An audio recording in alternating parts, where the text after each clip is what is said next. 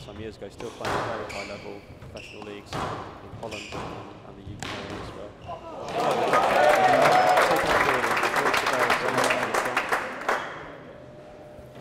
And despite on paper being the underdog, he is fearlessly and he does play with confidence. He's not someone who's easily intimidated. Just had news, it's 2-1 to Parker over Luxfords. So again, RAC up in that match. Yeah. Well, although the PSL is nationwide, both teams tonight are from the Southern Division after the semi-finals the other week. So we had a large contingent of RAC supporters upstairs. Both teams going through epics in their semi-finals as well, scraping through 3-2 against Nottingham and Pontefract, respectively. Yeah, I mean the match between Nottingham was actually being live and particularly the final match between Matthew and Hamid Al-Shabaghi was an absolute classic, and Hamid came from 2-love down, snatched victory from the Georgians there. So we're delighted to be not just hosting tonight, but also having a team in the final here at St George's.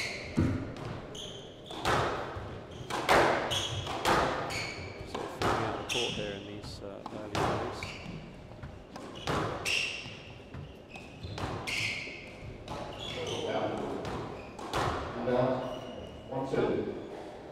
Yeah, as you mentioned earlier, Coleman is very much a working player, a real, very resilient player physically, and he does absorb a lot very well.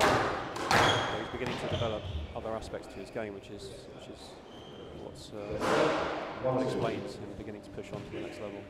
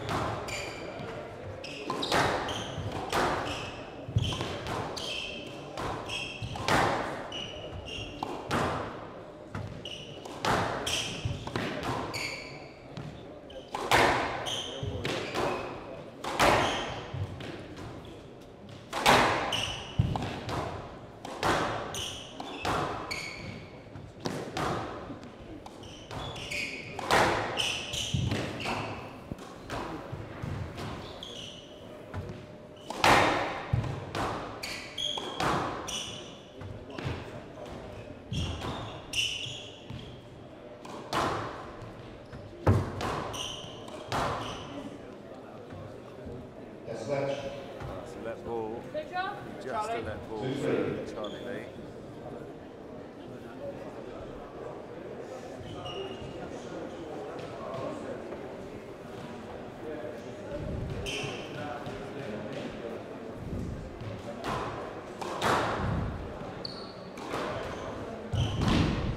Well, that's a stroke to Coleman.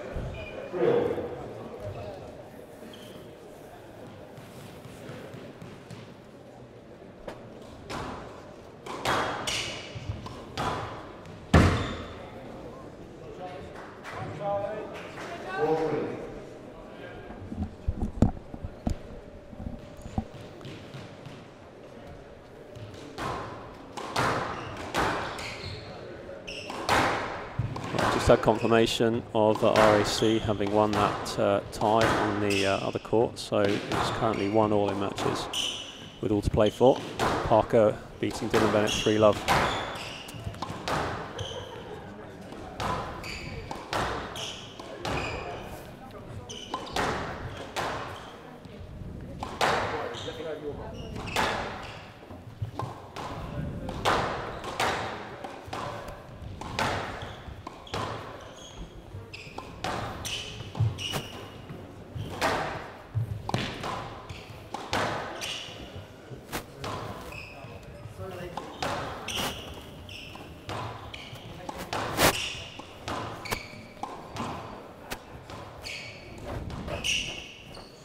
Well, that's got to be a stroke, isn't it, for Ben Coleman? The ball coming straight back to Charlie Lee, and he wasn't able to clear the shot.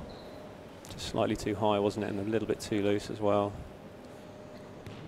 The previous shot from Coleman was actually itself slightly loose and high, but Lee wasn't quite able to capitalise on it.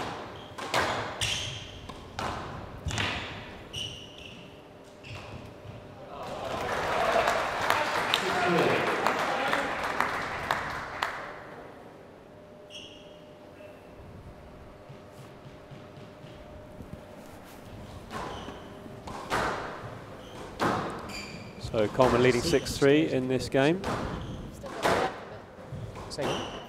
Working the ball well into the corners.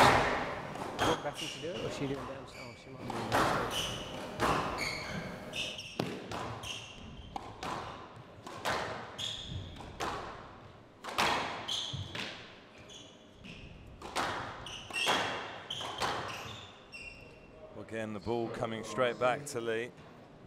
Yeah, Lee will be disappointed with that because slight opening there, but unfortunately just pulling the ball a little bit loose.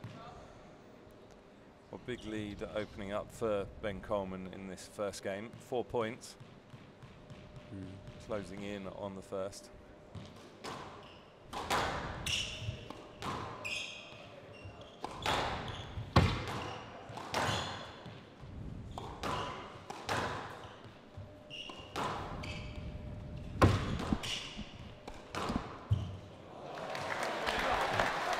Another point for Ben Coleman. 8-3 up. Pressing on here.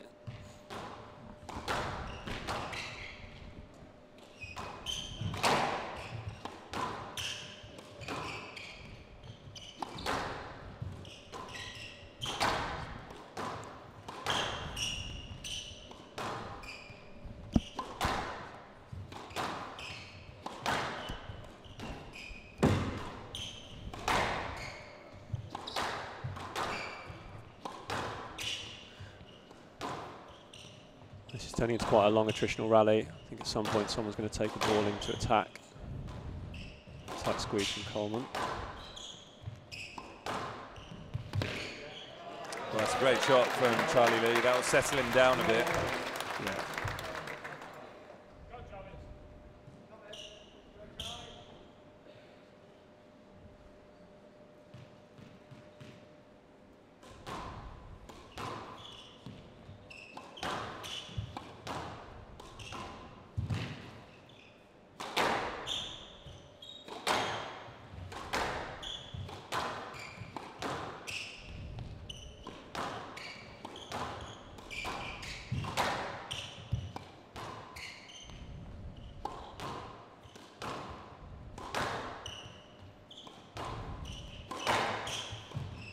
Lee holding up the tee well in that rally and just forcing Coleman to try and vary it up there, clipping the tin on the post. So narrowing that gap down to 5-8.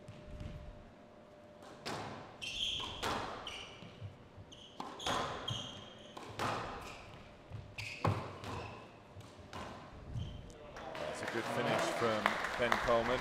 Yeah, just faded it in beautifully there. Just landing so short, given the pace of the court. Very high skill level.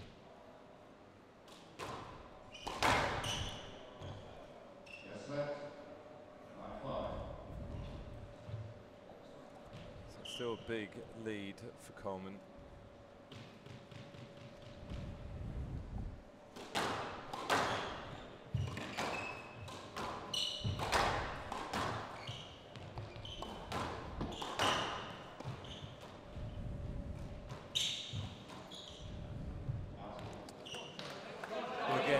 Players having to adjust to the front wall because it is so fast. So it's just adjusting the pace, because if you do lob, it's very risky and goes near that out of court line. Yeah. I think if Lee can get this next point, things will get interesting in this game, which he's just done. They talk about the commentator's curse, but not the blessing. There we go. He's put a beautiful shot in there. It'll be interesting now, this next rally.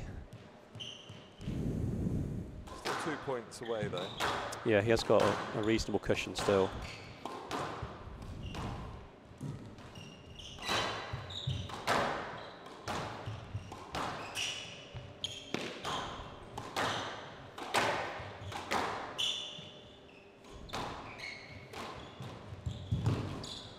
lovely variety of the boasts from Lee, but he's just come out a bit wide.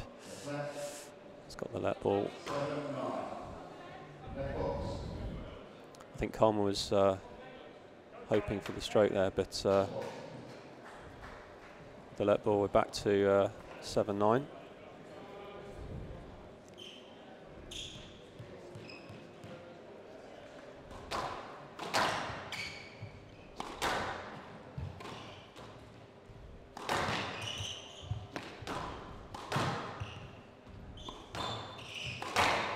Good line hitting from Lee down on his backhand side.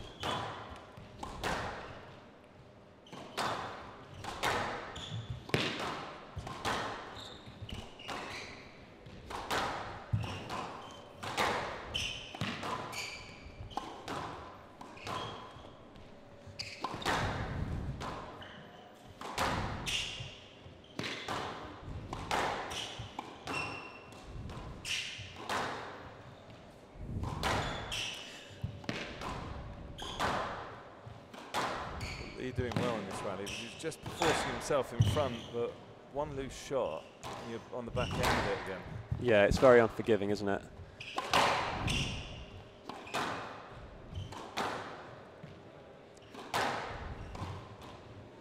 What do you think's been the main thing that Lee's done here to close the gap? Because he was 7-2. I think that's going to be an Olette. Is it called as an Olette? Yeah, so now 8-9. What do you think the main thing is that Lee's done here to close the gap? Because Coleman was certainly dominating in the first part of this game, but he's turned it round beautifully. I think he's just managed to get himself in front of Coleman a bit better. So initially Coleman was up in front, Lee didn't quite find his length, and the RAC player was able to dominate from there, but as it's gone on, Lee is obviously moving as well, but he's managed to not do what he did there. In that case, he let the ball down short and he's put away, whereas that hadn't been happening. So 2 balls for Ben Coleman. Hear the crowd, they're getting into it. Quite a rowdy RAC crowd. Yeah, they are often. We let them in once a year, so.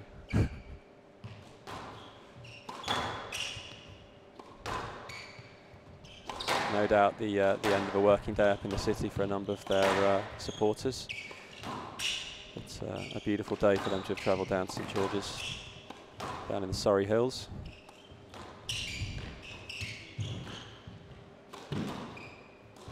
Well, there you go. Nice. Well, that's clever. That's a nice variation there. Left himself stranded a bit there. As you say, he showed the backhand drop and then just worked it around with the trickle boast.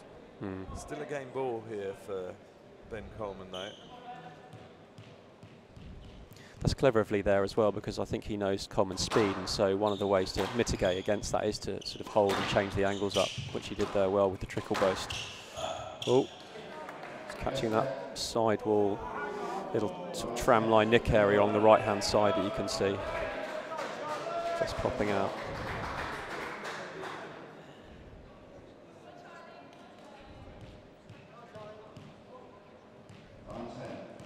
Feel the tension on there between the two players, and the crowd really getting into it as well.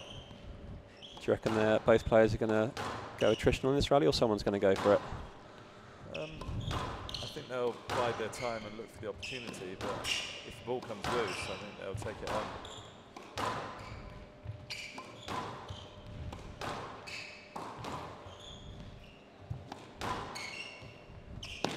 Something of an alley game at the moment, but no doubt there'll be an opening coming up there. Well,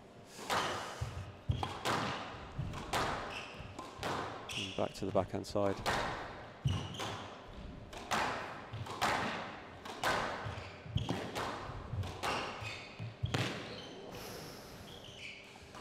Contentious call, no doubt, at the end of this rally, if that Charlie wins it after that pickup.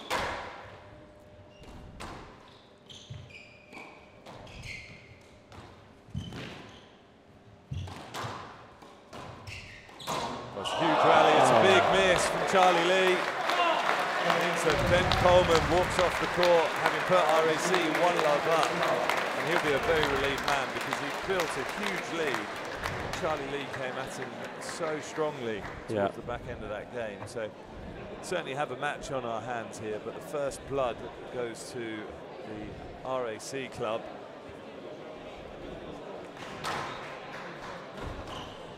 Coleman slightly late returning back to the court. He might get a bit of a telling off from the referee. Just blowing on his hand there to make sure he's ready for bowling. I can imagine the temperature certainly contributing towards the sweat levels. Well, it's going to be Coleman to start off this second game.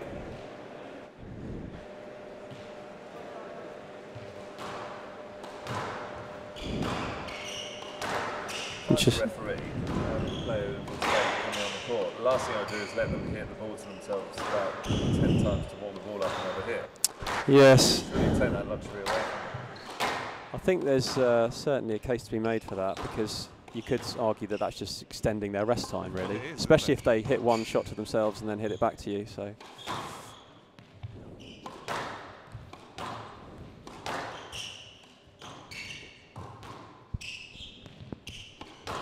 You can see there with Coleman, despite the temperatures, he has gone for the top button being done up. Looking very slick. Looking for a stroke there, Coleman, but the ref obviously felt it was slightly too short for the stroke.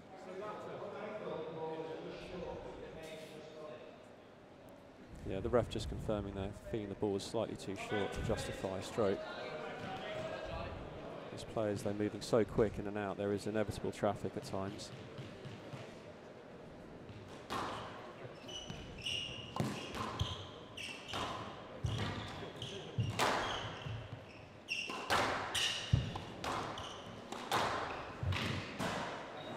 That's a nice attack from Lee.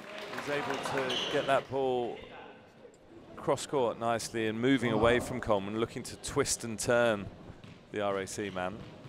Yeah. Put a lot of cut on that as well, so sort of landing in that kind of cross court, mid court area.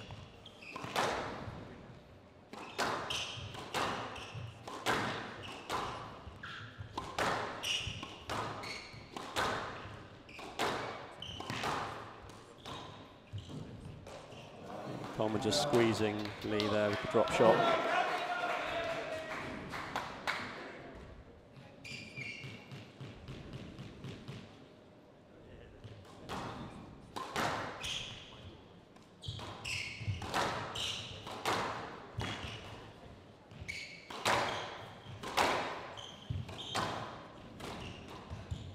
Lovely, brilliant retrieval there from Coleman after the boast from Lee. Fortunately, he couldn't quite clear. So it's nip and tuck at this early stage of the second.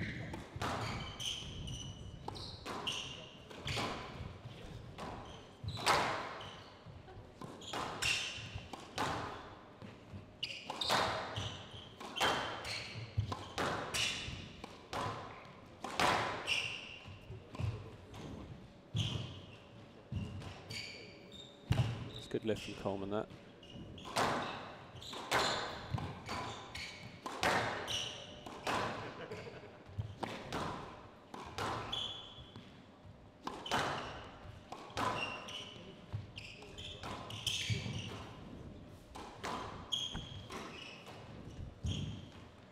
Well, it's a big rally. Lee working the ball to all four corners, and he's finished it with a very nice tight volley there. So. Well, it's the best rally of the match so far. Charlie Lee able to just get in front of Coleman and move him around the court. Edging ahead now, 3-1.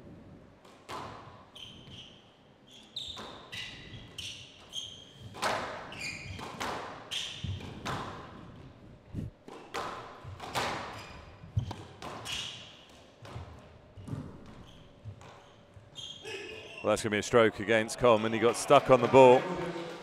So now Lee pulling ahead slightly, 4-1. Well, looking to try and defend that lead. A very animated crowd, but it's a good start for Lee.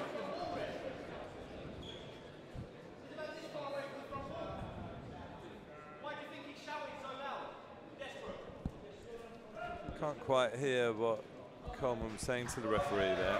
But he's getting a bit uptight, and that's going to affect him. He needs to concentrate on his squash because he's already trailing Lee by 4-1. Oh, what a finish.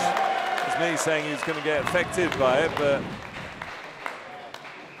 pulled out an absolute screamer from nowhere. You have long rallies and then rallies like that. Oh. He's taken one on the chin there. Yeah, it's a no-let because I think the referee felt there was a line behind Charlie Lee there, so that is why Coleman has been given a no-let. The referee expecting him to go to the ball behind his opponent. Well, Lee might be quite a few years younger, but he's not going to be overawed by this. No, he has got that resilience that somewhat belies his age at times. He's certainly got a fearlessness.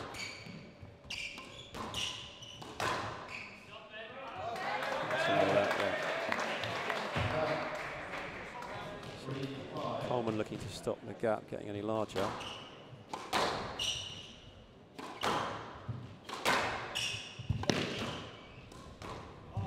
Superb finish from Lee there.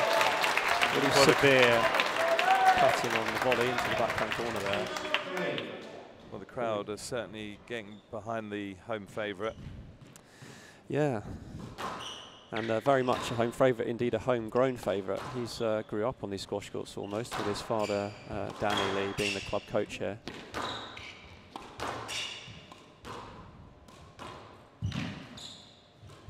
Yeah, what a finish. That is brilliant stuff from Charlie Lee. He's stepped onto that ball so early. Reaching forwards, cutting that ball in, giving Coleman zero chance of going to get the ball. So big lead for Lee here. There we go. That just shows that Coleman is rattled. Yeah, it'd be interesting to see how Coleman responds at this point, whether he looks to try and regain a foothold in this game. Oh, well, just as I said that, Lee has unfortunately found the 10.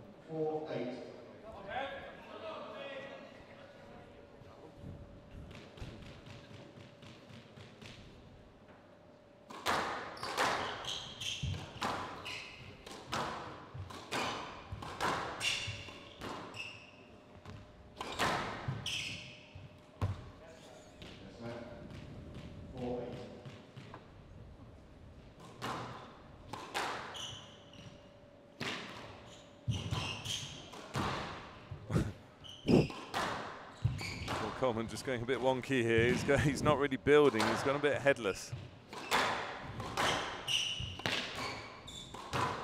It's tight work from Lee, and he's forced the error. So there you go. Very animated Coleman. He's gesticulating to the referee, and he just needs to settle himself down and concentrate on what he's doing because it's falling into the hands of Lee.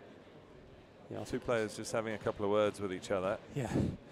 See some questions about each other's movement, but nonetheless, Lee now has a 5-point lead in this game.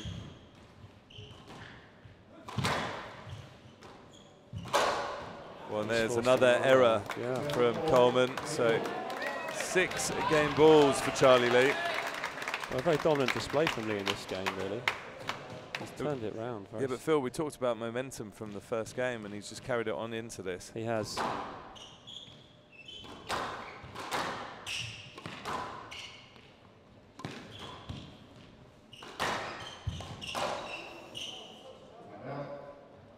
What a bit of a lifeline for Coleman.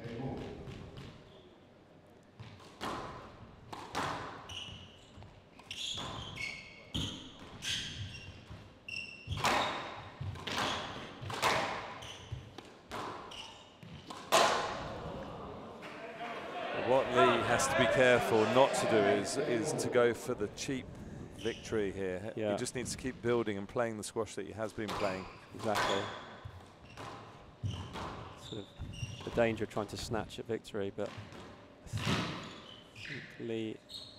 Well, there it is. There it is. Coleman had to cover the ball at the back of the court, but Charlie Lee finishing it off superbly, converting that winning point. Yeah, Lee very much seems at home on court, and he's first back on.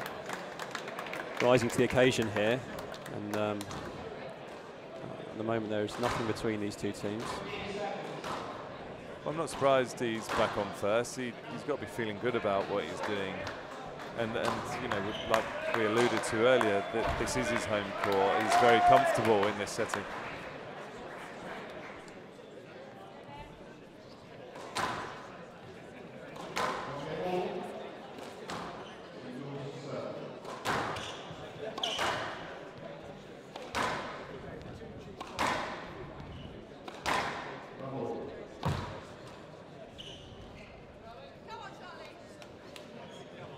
So it's Charlie Lee who's going to serve at the start of this third game.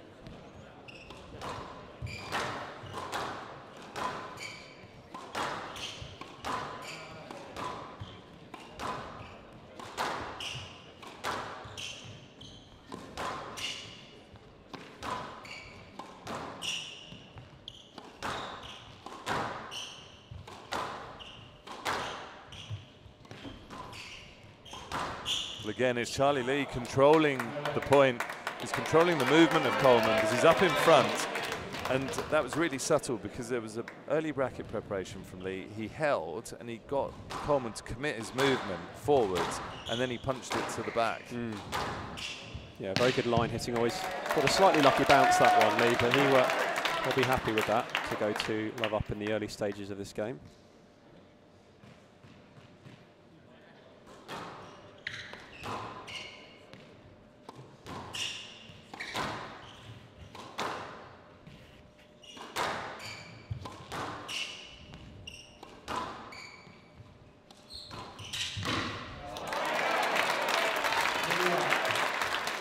Well, pushing on here, Lee, continuing the momentum from the last game. Now in an early lead, 3 love up.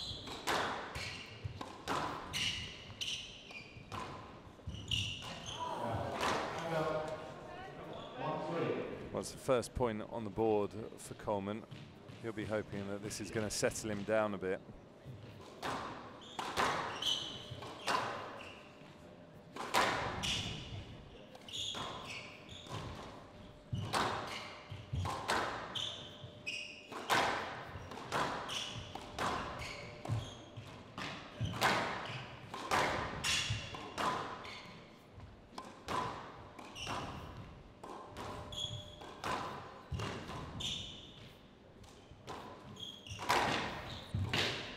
Work there from Lee.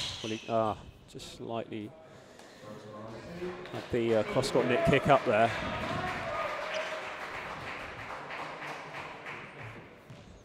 So Coleman closing the gap 2-3.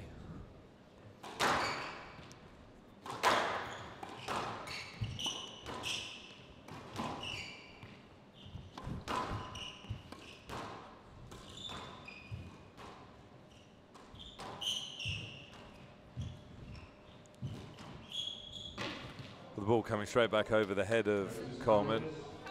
No option but to give a stroke. So 4-2 for Lee.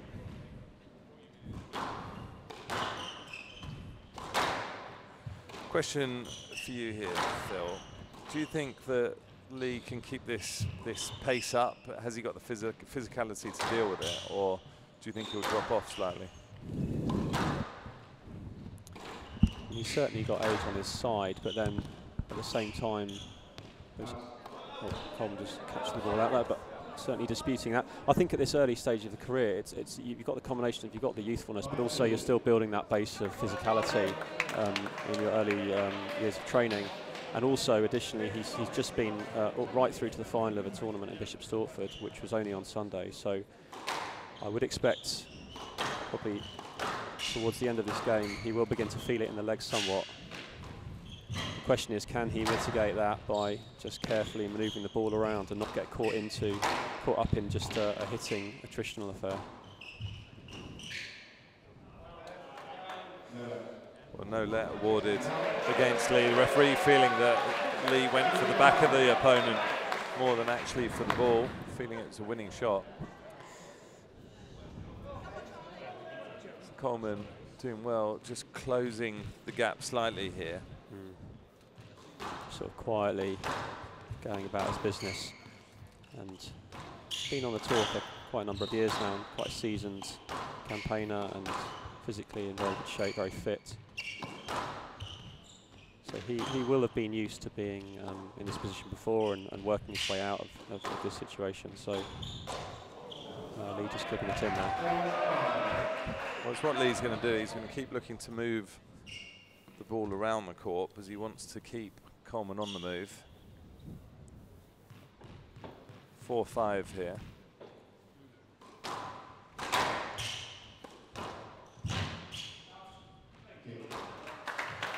There's quite a few points in a row now for Coleman.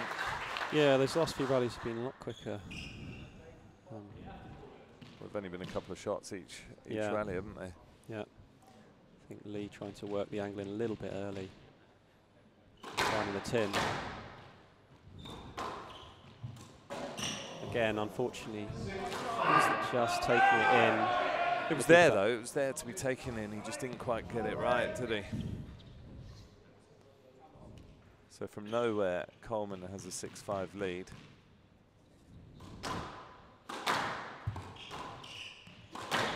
That is a brilliant shot. We've seen Lee do that a few times, and what he does so well from that is the racket head speed, because it looks like it's going to go straight, and then he just whips it through the hand at the last second. Taking advantage of that fast front wall, but he's got caught up there, unfortunately. It's an interesting situation. I mean, it's definitely a stroke. The correct decision there is a stroke to RAC. I'm not sure what the debate was from Coleman. It was just slightly loose from Lee. Yeah, there's too much width on the cross court. It came right back into the middle. So Coleman now with the lead at 7-6.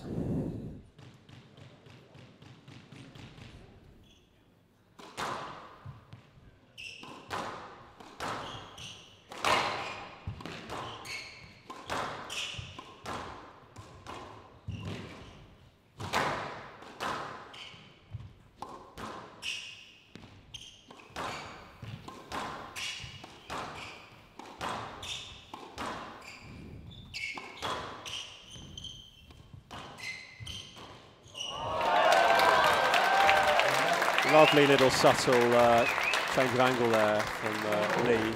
Very soft strike as well, catching Coleman out to bring the game back to parity at 7-all.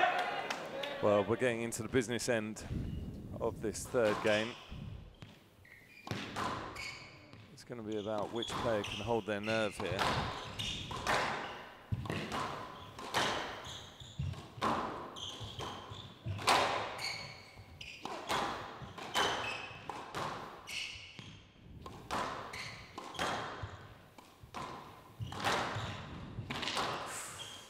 Almost catching that sideball nickly, but the rally goes on.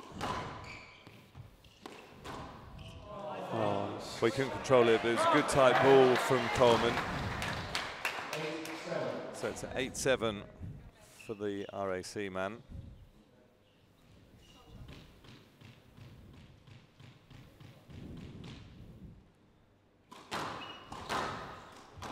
Oh, what a shot.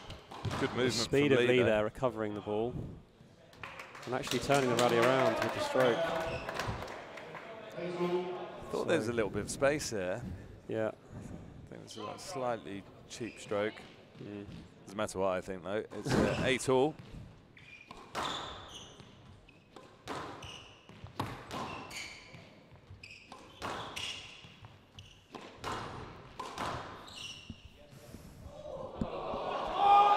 Well, I think Coleman will feel that was unjustified decision there. Ball coming very wide, but I think the ref would have felt that there was a turn from the backhand onto the forehand from Coleman. So just giving a let.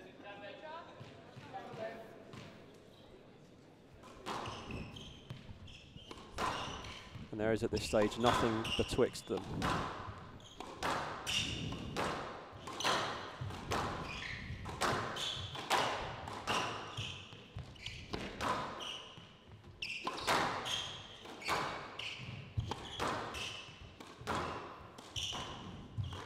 High ball from Lee there. Well, that rally was huge. As you said, it's a great shot in from Charlie Lee. Yeah. Big point in favour of the St George's player. This is where it all counts now at the end of this game.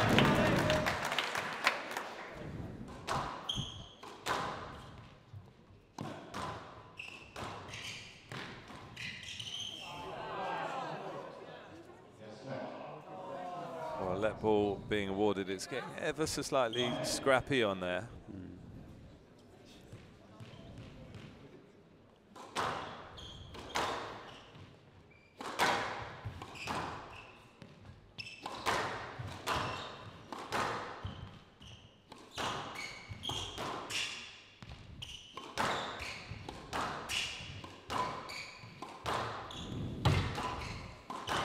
Back down to that backhand side, waiting for the opening. I think this is a no-let. Yeah, the referee would expect Lee to go through and play that.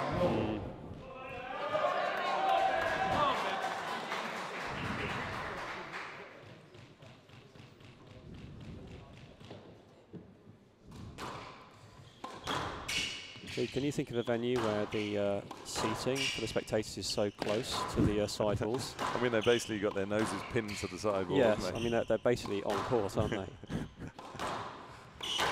Normally there's a bit more of a gap, isn't there, at certain venues? Yeah, but it makes a real pressure cooker situation. It's like a real gladiatorial arena. It gives it that bear pit feel, doesn't it? Especially as you've got people up around the top as well. Yeah.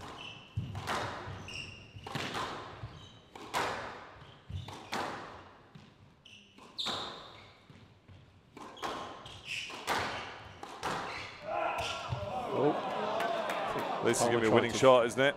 I think Coleman trying to show he could have got there, but... Well, there you go, it's deemed as a winning shot. I think the referee, because he's seeing too much interference with the two players, he's going to punish them with strokes and no-lets because he wants him moving on. So trying to clamp down on that. Well, that no-let means that Lee has one game ball.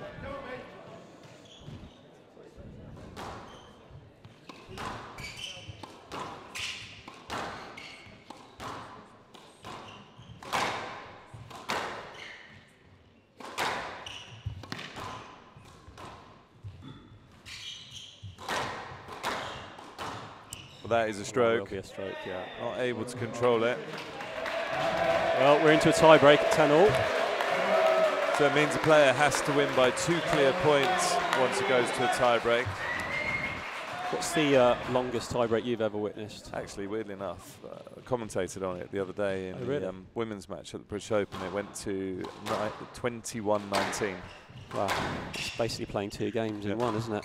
Which was Laura Massaro against Yathreb Adel. Oh right, yes. Well, Yathreb herself has played for St George's PSL team in the past. Well, loose there from Charlie Lee. Can't leave the ball there. It's put away by Coleman. So having saved 1 game ball, it's the man from the RAC club who's got his own game ball. Ooh, what will the ref give there? Well, the stroke being awarded to Coleman. Charlie Lee can't believe it. He's going to have to go off and regroup. And that means that RAC are leading 2-1 here against St George's Hill.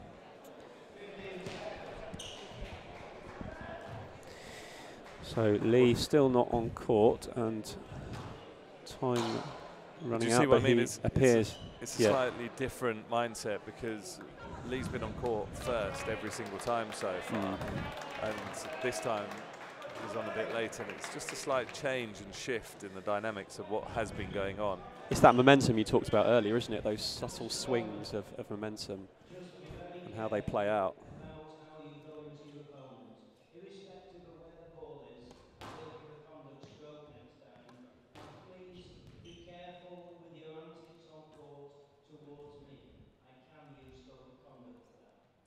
Well, John Mazzarella, the referee, is a very experienced campaigner, and he's just given a little word of warning to Coleman and Lee. Coleman's just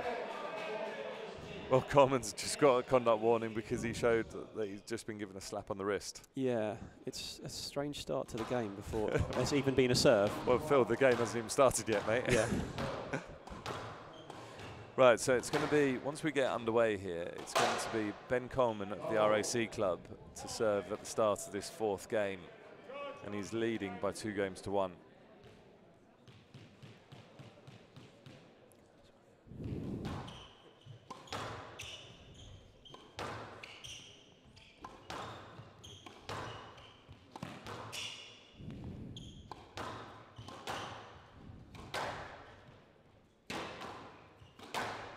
Mazzarella, the referee, John Mazzarella, just wanted to set the stall out early for the players, ensure there's fluidity of movement as much as possible, both for the players and the spectators, I would think. Lee slightly holding on to that swing, but he's entitled to play the ball when he wants.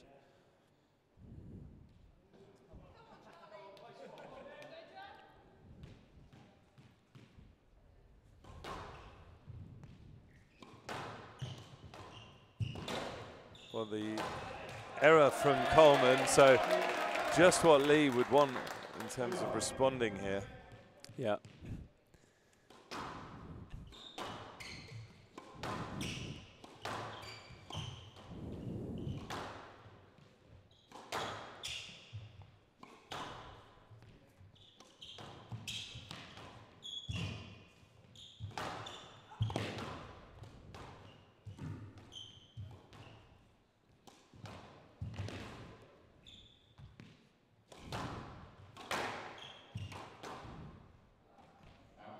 Well, it's conceded nicely from Charlie Lee. It's what you would expect from him. Well, the bit of a telling off from John Mazzarella, the referee, does seem to have settled things down a bit, and both players just getting on with playing squash, and that is a wonderful shot from Charlie Lee. It's his speed onto the ball with the early racket preparation, then just fading it into a drop, which he does very well.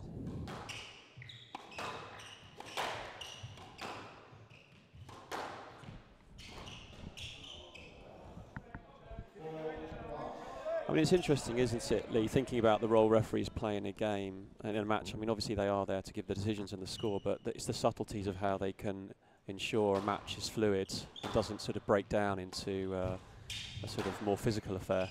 Communication is absolutely key, because they have to tell the players what they want, especially when they're playing in such a tight, confined space. And they both want the same areas of the court, so it's a very difficult task, but I would say that John Mazzarella's tidied this up brilliantly well, and it's certainly working for Charlie Lee because he's 5-1 up here. Yeah, that's a beautiful backhand kill there. But it's interesting, isn't it? You think of other racket sports where you have this sort of net dividing you, and I think that takes away that element of being in each other's space, which is a huge sort of not just psychological, but also a big physical difference in the way the game's played out. Oh, completely, but that's what makes squash so gladiatorial. Absolutely. You know, it's just a fight in the same area, and it makes it brutal physically. Well, this is superb from Charlie Lee. Absolute pure dominance from the St George's Hill man. Well, he's responded brilliantly to having lost out just that in that previous game. He's come back and he's got a 6-1 lead here, so a comfortable cushion. But not only that, Phil, this is the most dominant phase of squash, I think, because Lee is moving the ball around. He's controlling the movement of Cole, and he stopped starting his opponent. So really impressive from Lee. Great line there as well. I think Coleman's... Well, this game has run away at a rate of knots from Coleman. Huge 8-1 lead for Lee.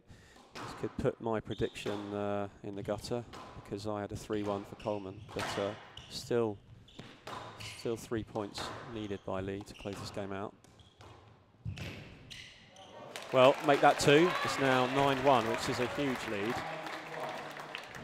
Well, Coleman is going to have to do a lot to come back here. You almost think it's just a bridge too far, so I'd expect him to at least fight for a bit of momentum, because we saw momentum work really well for Lee after the first game, but with 9 game balls for Lee, it looks like Coleman's just going to concede this game. I know, I think he'll do so, yeah. Well, there you go. That's a beautiful post from Lee whipped in. Well, a bit of a fist pump from Charlie Lee as he leaves the courts. He's levelled this match at 2 games all.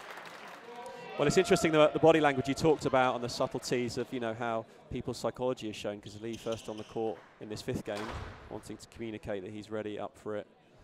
Having said that, though, when he came on a bit later in the last game, he just played his best squash. Exactly. Well, that scuppers what I've just said, so we know. We'll see what happens from here. Right, so it's 2 games all here between the RAC club and St George's Hill. All to play for. It's going to be Lee of St George's Hill to start off. Spectator not quite sat down. Yeah. And final game. There are some strange superstitions certain players have, though, aren't there, about what they need to do before they go on, or perhaps after the end of the game. I think Nadal in tennis, the position of his water bottles, and Saurav Ghoshal often would, like, you know, he tries to roll out on Nick before he leaves the court. Have you seen any other players sort of show little superstitions which maybe try and get themselves back into the zone? I think everyone's got routines that they use, sort of pre-service routines or pre-return routines, and even you know, in between games and before matches. So they all have these things that they do that actually look to settle them down. Yeah. I mean, the one with the most prolific superstitions is definitely Saurav Ghoshal. He's got a whole different load of stuff. A whole array. Nadal that he does before he'll leave the court or serve or anything. Yeah. I think Saurav's is sort of trying. One of them is trying to roll a Nick before he leaves the court after the end of the game. And yeah, exactly. I'm not sure if it's just folklore, but I heard somewhere on the grapevine that a certain opponent he was playing took the ball off to ensure he couldn't do that. Yeah. I don't know how that match then turned out, but I think Marwan might have won. Well, there we go. There's the detail. When needs must. First blood to Lee in this 5th game.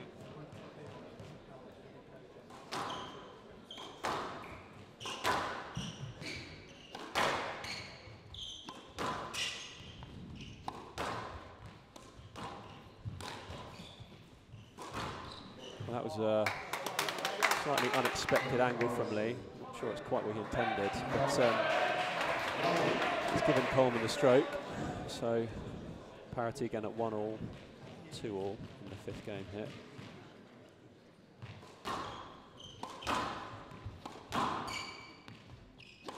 Lee certainly looking to make strides into the professional game. He's going to be training throughout the summer up at West Warwick's club with Robbo. He's got a very he's got a stable of players. Oh, very significant, and they're all improving all the time. In fact, George Parker, who was playing for RAC tonight on the other court, he has also been involved with Robbo.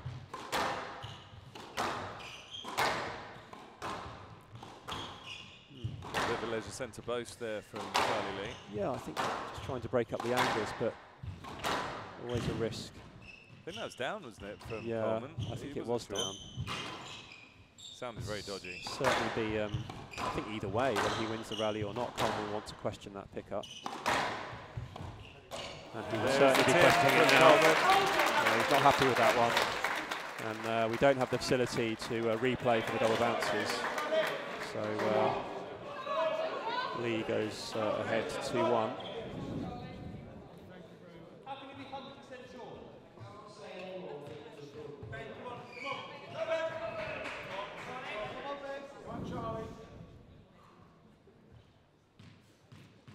Lee just settling himself down before serving. Certainly up to this point, Lee hasn't showed any obvious signs of fatigue from his tournament last week. I love the way that he's gone about this now. He's just settled himself down. He's just playing squash, and he's playing really high quality, classy squash. He's really rising to the occasion, just relishing it on there. You can see he's really enjoying himself. He's beginning to express himself a little bit. Some of his flicks and holes coming in. Lovely line there. Well, he's controlling the game. He's controlling the middle of the court.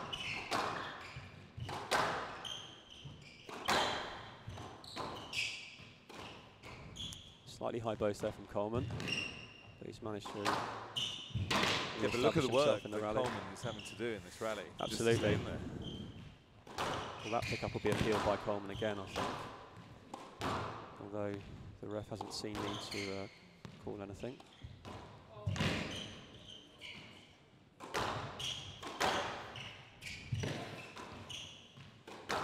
This is a tough rally. He's found the 10. There you go, the physicality just showing there. Charlie Lee questioning the pickup earlier from Coleman in the front left, but referee feeling it was good. Well, look at that, 2-2, 2-2. Absolutely nothing between them, eh? Exactly. A wise man once said. Well, that's a winning shot, isn't it? Yeah, I think that's going to be a no-let. I feel there was such a different line to be taken to the ball there, the ref.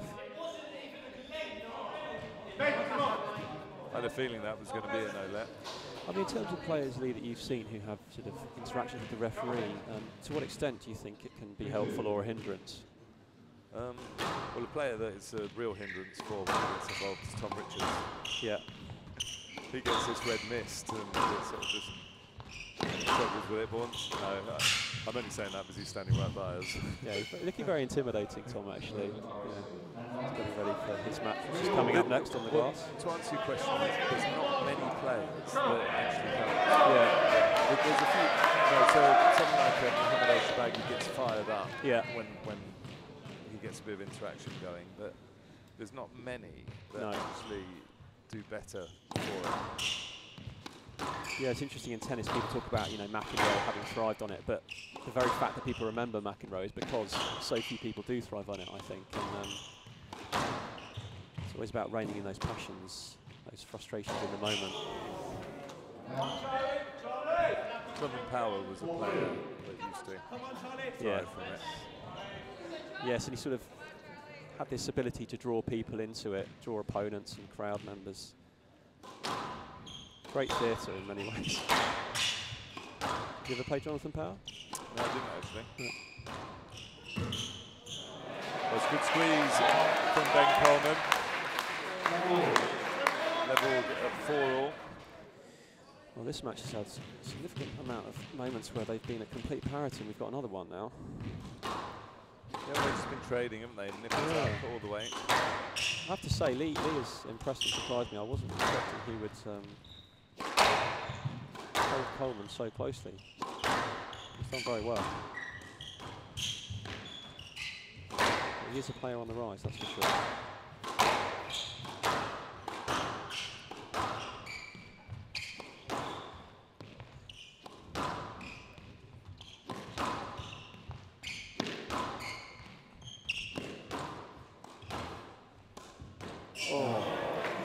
So close, but so far. Yeah. Didn't quite get the angle right on that backhand volley drop. Edgy times, it's going to be about who can hold their nerve here, because it's absolutely crucial, not only in terms of this match, but the context of the whole team. Absolutely, dynamic. Yeah. This is a very key tie. I think if. Do you think RAC Club would have had this down as a banker?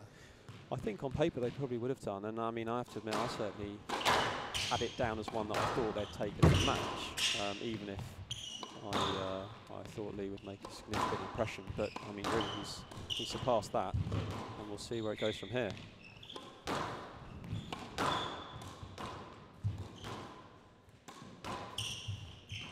Quite high drop from Coleman, but he's got in tight. I thought it looked like a bit of a scoop from Lee. It did, yeah. It was one of those ones that sort of just found itself sucking into the sidewall. He's unhappy about it. Yeah. I thought it looked like a scoop in that front left-hand corner. Well, this is when you don't have the replays and you can't quite see what happened. And Lee's holding firm that it was good. So again, parity, 5-all.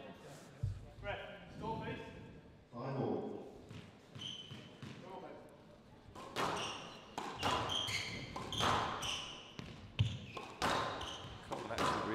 Regrouped really well at that.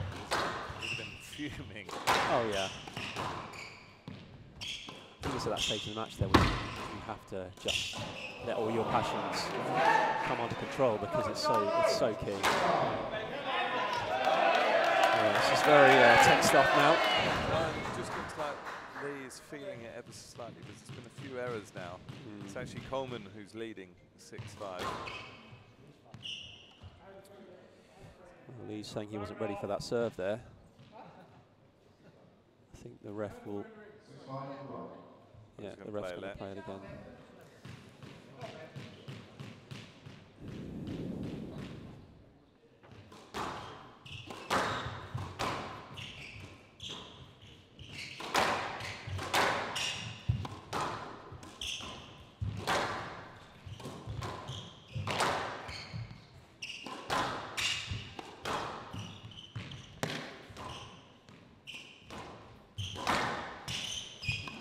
Hitting that.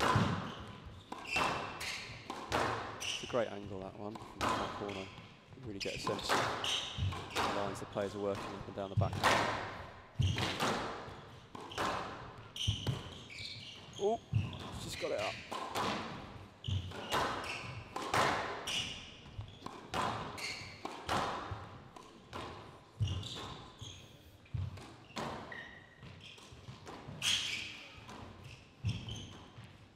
That's brilliant. The crowd are going absolutely berserk here. Lee operating as the official conductor there. Getting them up for it as well. Beautiful counter drop in that front right corner. Very delicate touch. Yeah. That's what I felt. It's all level again. Exactly, yeah.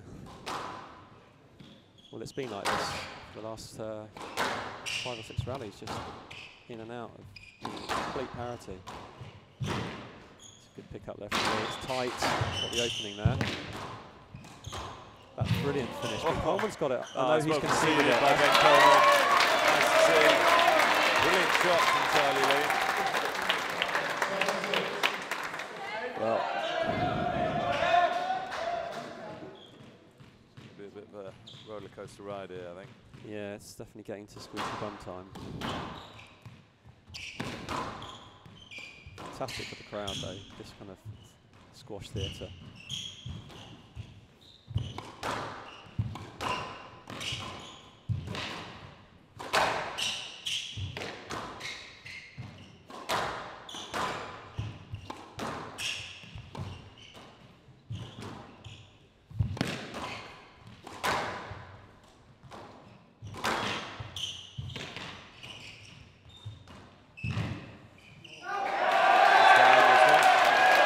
So hard to tell. Do you think that was down? Do you mean down as in the pickup or down on the wall? It's been given as good. Has it? 7-all between the players. I'm going to stop saying there's nothing between them now because it's just getting boring.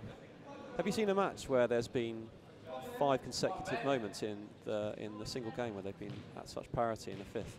No, not that I can remember. I mean, it's just great the fact that they are just trading points, blow for blow. Who knows, we'll maybe have that tie-break outdone from last week. Just clipping that team there.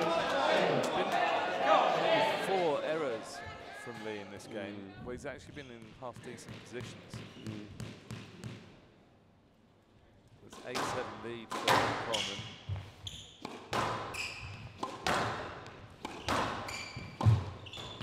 Wow, it's a superb. What's the shot?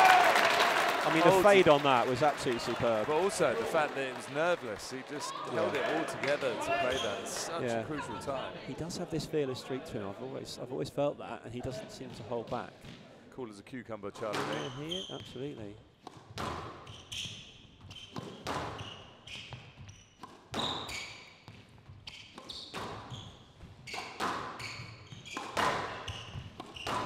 In fact, that was how the British Open was won recently, wasn't it? It was a boast after several long attritional rallies.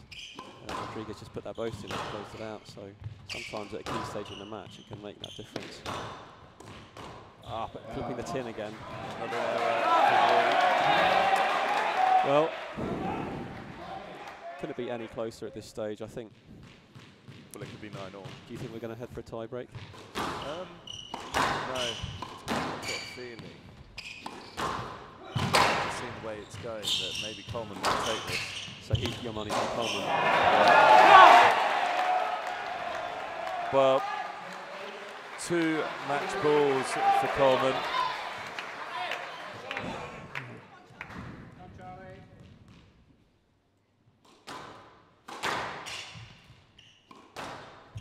Can Lee's fearlessness save him again?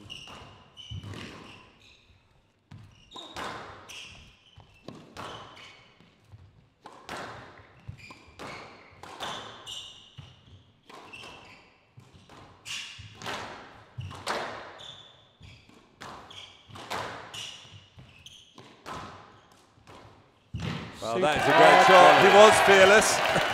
Yeah, just a superb line on that and taken right out in front of him nice and aggressively with a good bit of cut. Well, Charlie Lee was moving forward into the front, wasn't he? So he had to be very good to win the rally. He saved 1 match ball. Coleman still has another match ball remaining.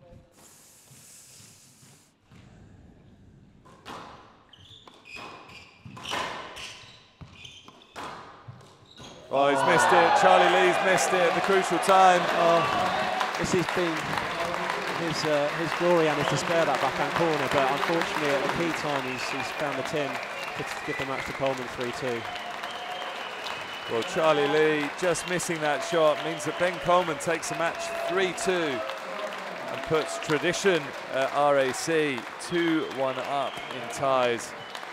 So all the pressure now on Luxfords St George's Hill to actually stay in this match. Well, it's the final moment of this match. Is a huge moment, and Charlie Lee had been fearless the point before. He set it up and just popped the ball on the top of the tin, and that meant that RAC obviously took that match. So, right, well, here we go. It's Tom Richards to start off this 2nd string match. And of course, it's an absolutely crucial one. Yeah, well, this has made the night very interesting. Unfortunately, for St George's losing that string there, but now it's potentially set up if Richards can convert this one for a key 5th game. So we'll see what happens.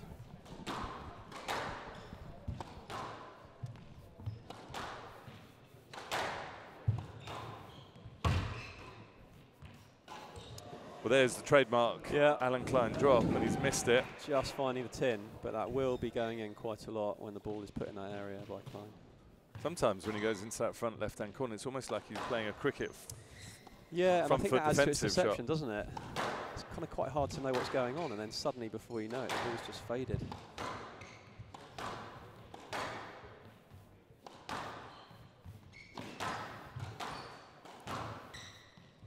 A couple of early points for Richards will definitely settle the local player. Yeah, it's well dug out there. And it's, I mean, it's always nice to see PSL teams filling up with good upcoming strong players, but particularly St George's. I don't know if it's unique. I'm sure there's other clubs that have a similar situation, but such homegrown players who've really kind of been in the club for, I mean, Tom's been here for probably over 20 years. I think he started when he was sort of 8 or 9, so not that I'm giving his age away, but all information available online, no doubt.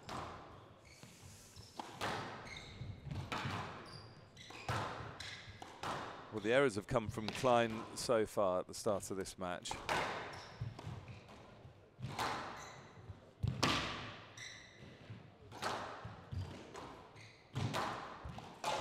Well, that's more what we'd expect from Klein.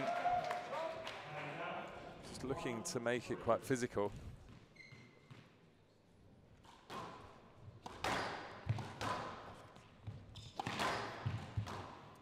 That's a lovely fade, but he's just taken that ball short and had the advantage of slightly catching that tramline nick down the right-hand side, which just kicked the ball up a bit deeper and caught Richards out. It's the one thing about having the availability of doubles courts for practicing, particularly for things like the Commonwealth Games recently, on courts like this and other courts, glass courts that are being built around the country, but then there is always a slight issue with that sidewall. The angle, the odd funny bounce. Well, conceded by Klein.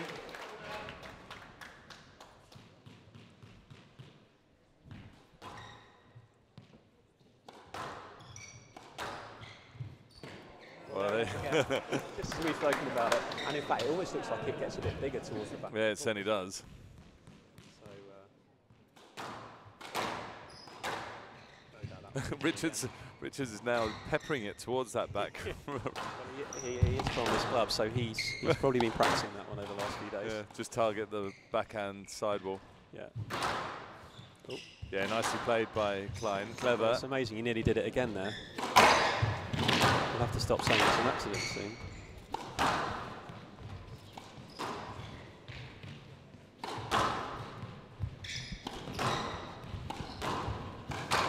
Well, it's nicely slotted.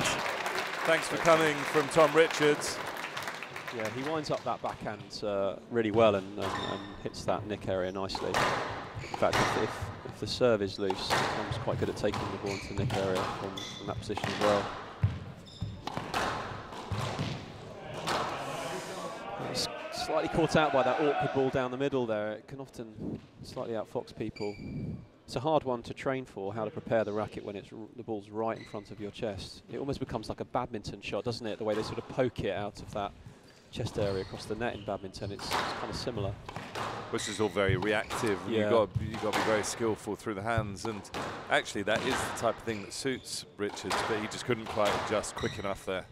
I mean, people call that shot the Lee Beachill shot, and do you know if that's actually kind of the origin of it, that sort of shot, the deliberate shot down the middle from the front corner? Well, I can tell you that Lee Beachill will 100% say it's his shot. Okay, well. I don't know whether I can actually confirm that, but he would tell you that. Yeah.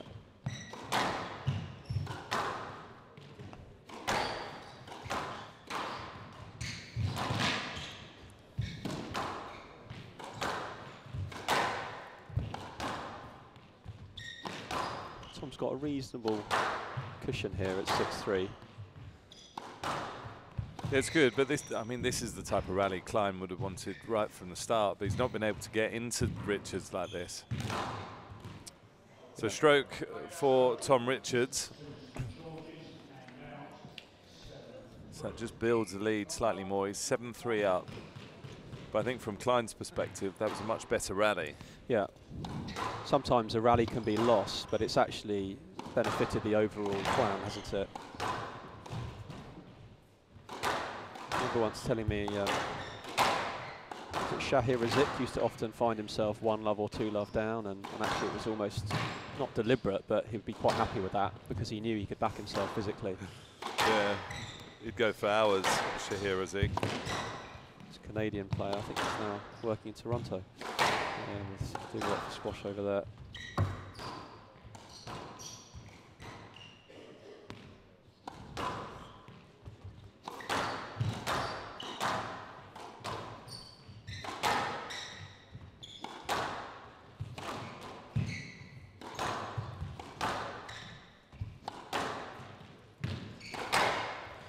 Of course, RAC Tradition are in their first season, so it's been a great start for them.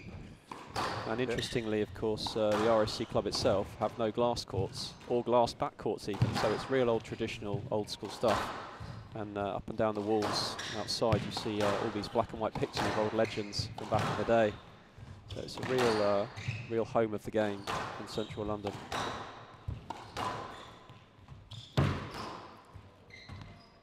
Yeah, they'll be exceptionally pleased with their debut season. Absolutely, yeah. I think actually the link for the PSL team with Tradition has come through Peter Barker, who is a world top 5 player himself, and yeah, recently retired. Recently retired, yeah, and is now working in London.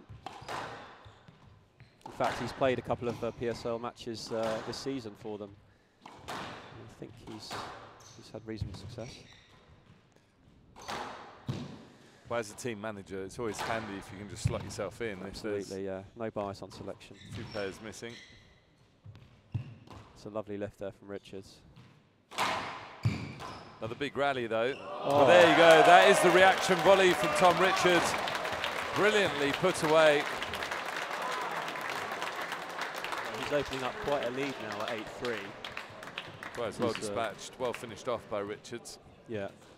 It was sort of a bit of a reaction volley again, wasn't it? But he just managed to sort of trickle it onto the front wall nicely. It's tight.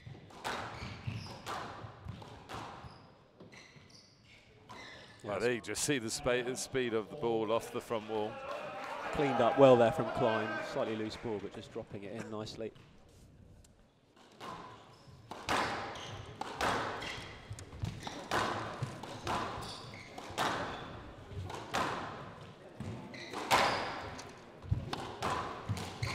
Well, that was unexpected angle, but Tom dealt with that quite well there, sort of reverse angling it into the front corner, and so the rally goes on.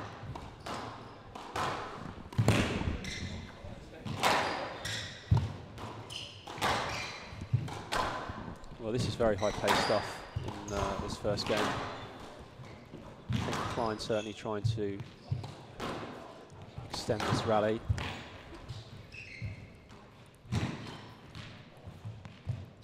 Well, it's corner-to-corner stuff between these two. Yeah. Very physically testing rally, this one. Well, another rally, another volley from Richards, slightly off guard, caught down the middle, but dealt with it well. And that's the finish. Yeah, it's well converted by Richard. Killing that ball cross-court.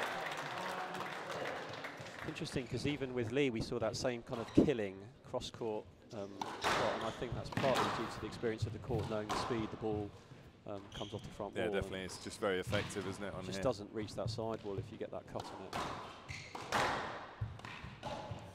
Well, another error from Klein. Well, Klein is not one to give up a game, but I think at this stage he'll be wondering if he can salvage anything. Will he be looking to regroup for the next game? Well, it's 6 game balls for Richards. Yeah. There you go, he only needs one of them. Well finished by Tom Richards. A few too many errors from Alan Klein in that game. Handed the momentum to Richards, and then Richards never ever looked back. He converted brilliantly. Just took control of the game from there. And Tom's back on court first here, and yeah, but you'd expect him to. He wants to keep that momentum going, doesn't he? He wants to get a feel for the court, and I guess he wants to rip this away from Klein. Yeah, it's the momentum again, isn't he? He's looking to maintain it. Well, we're about to start here. So Tom Richards leading 1-0. Of course, his team are desperate for him to win this, but St George's Hill are trailing RAC by 2 strings to 1. Absolutely, yeah, this is live or die stuff, this match for St George's.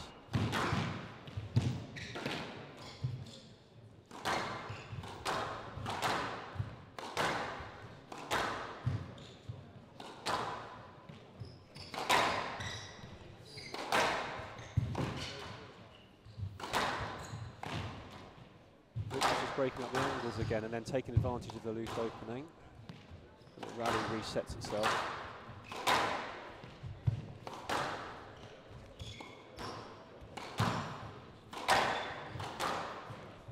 I think the problem for Klein is that to be really effective against Richards, you want to tie him down really straight drops, straight drives, and almost bore him, and then let him force it. Open, because he loves to hit with the angles, but Klein isn't that kind of player either, where he just looks to tie someone down in straight lines, and it just means it's opening up a bit for Richards, and then he can just express himself and have a bit of fun with this squash. Yeah. Definitely an interesting combination of styles, and nice variety of Klein there with the trickle both at the front.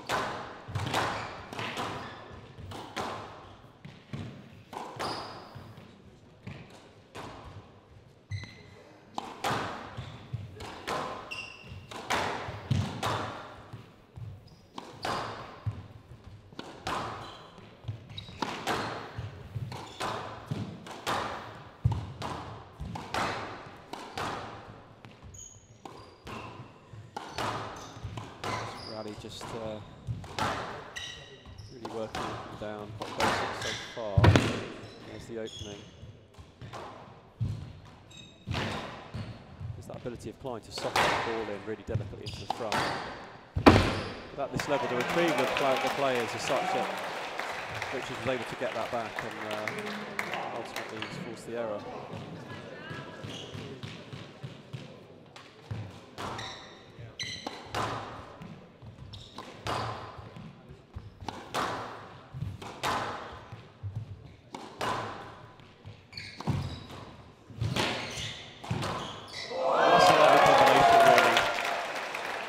have gone much better there. The lovely fading boast, and then a slightly short lob from Klein, setting up the opportunity for Richards, and he executed that right into the nick very aggressively.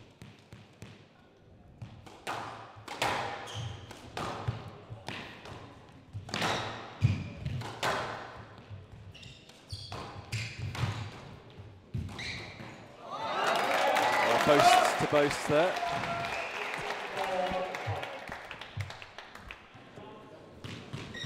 What's another big lead for Tom Richards here.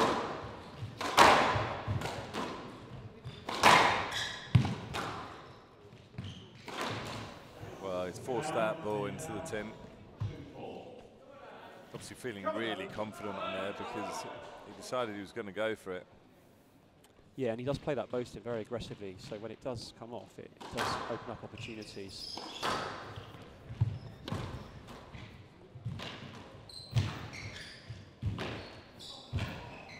Yeah, it's good countering, sharp work from Richards. He almost got it back, but it was just too dead in the back corner. 5-2 to Richard at this point.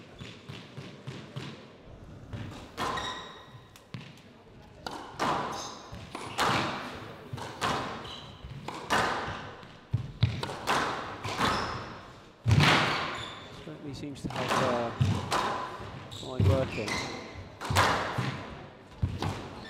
But yeah, brilliant reversal of pressure there from Klein. Another boast, but I just felt that Klein was able to get Richards rocking. Yeah, his back foot there, so he was forcing him in backwards while he played the boast, and he was a bit off balance, and it's hard to control it from there.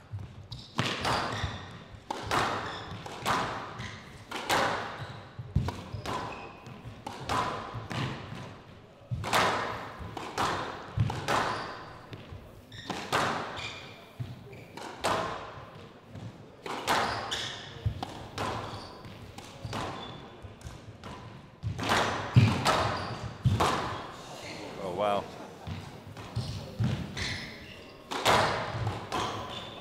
Nice reaction stuff from Richards.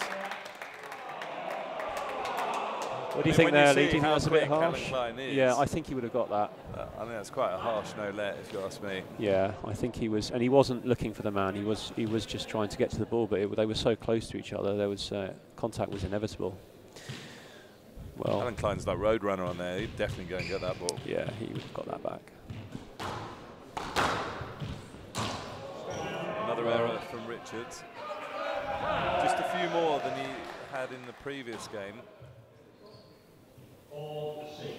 The ref's just calling out 5-6 there, but we're back to 4-6 as is the correct score. Just testing to see whether Tom Richards was concentrating. Well, and you know, Tom showed that he was, which is good, wasn't he? He wasn't he wasn't overly distracted by the occasion.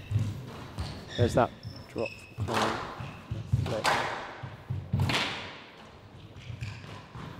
Well, brutal movements again. Oh. Yeah, very calm, well finished from Tom Richards, considering the fact that Klein was absolutely flying around the court. Yeah, very cute change of angle there with the little fading boast.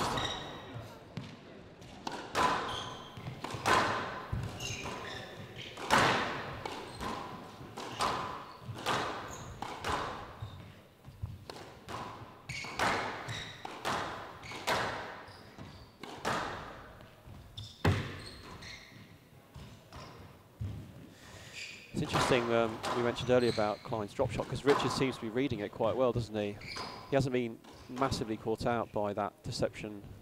No, but that's why I do think, because obviously everyone knows about that backhand drop shot these days. So it's very much where Klein could actually use the threat of the backhand drop and then snap out from there a bit. Yeah.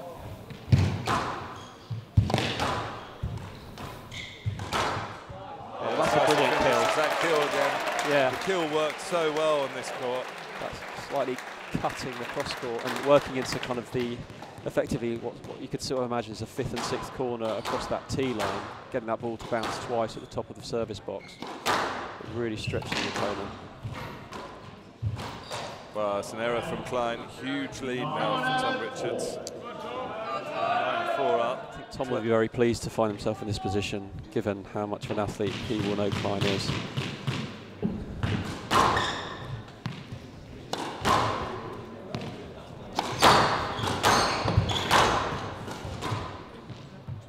ball's gone out from Klein. Yeah. So 6 game balls for Tom Richards. Big 2-love lead. Yeah, but he's set himself up very well if he can convert this game. He's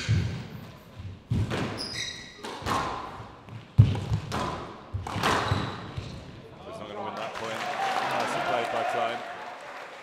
The RAC supporters getting behind their man. He's got a lot of work to do though. Yeah. He's 5 game balls down still.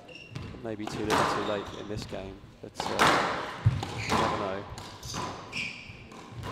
After my 9-1 lead.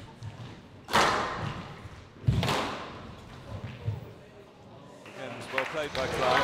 Finding a good deep corner. Yeah, putting Richards under a lot of pressure, but there's still 4 game balls for the St George's player. The temptation at this is probably the player leading is to try and change their game of pace, but the rally's out quick, but after that actually works against you, so hopefully reset to the same game that he was playing when he got to 10-4. Yes, thanks. That ball being played.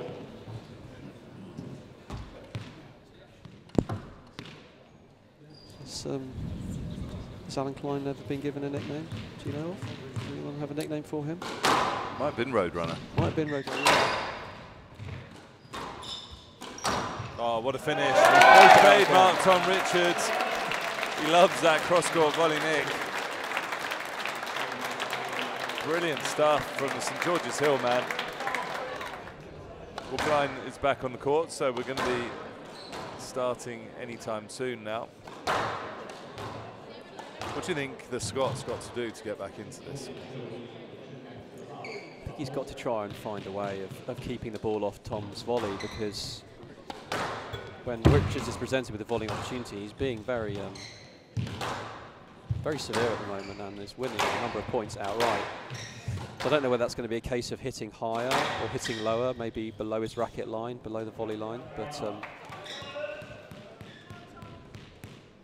certainly got to try and find a way out of this, because at the moment Richards is proving quite dominant.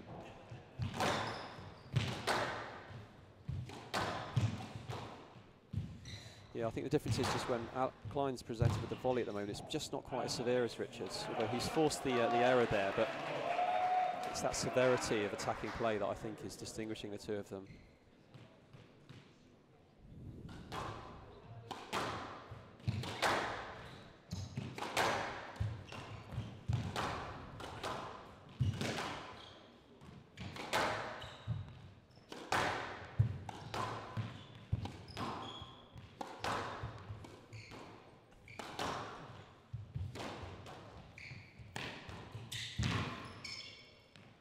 Very clever retrieval there of Tom on the drop shot, just lifting it high to give himself time to recover his movement.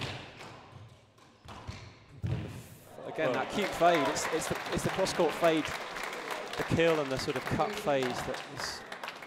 It just looks like he's controlling this really well, because he was in a lot of trouble, and as soon as he got the chance, he was able to break up the movement at Klein, get him out of position, and then when he was up on the volley, he just finished it superbly well.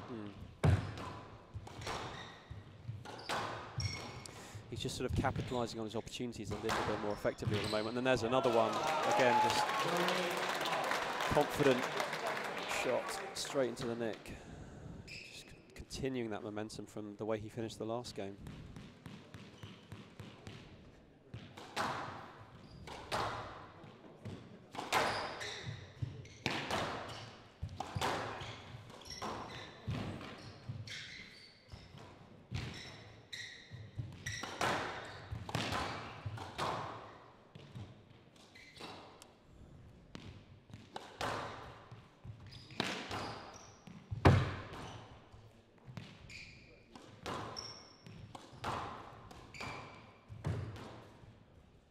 Players just returning to sort of slightly more measured hitting down the backhand.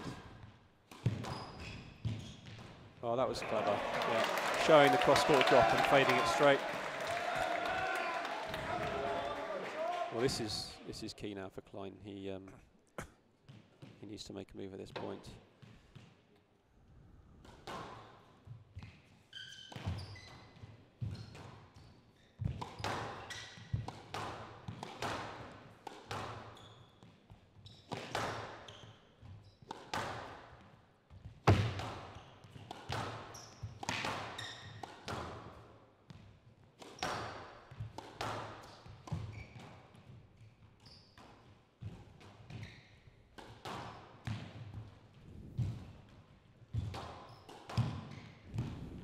Well, that's a great shot.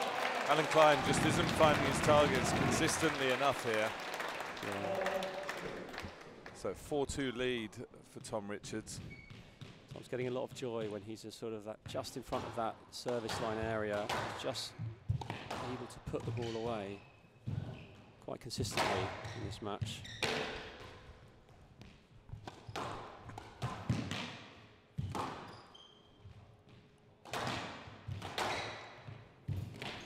Well, again, I think it's that speed of the court off the front wall that is just unsettling Klein. He's not quite getting into grips with what he needs to be doing from certain situations, and I do think it's a big factor here between these two. Yeah, well, it certainly catches people out. And that drop shot there, I mean, it didn't win the rally, but it was just very severe. And now he's opened up an opportunity for himself.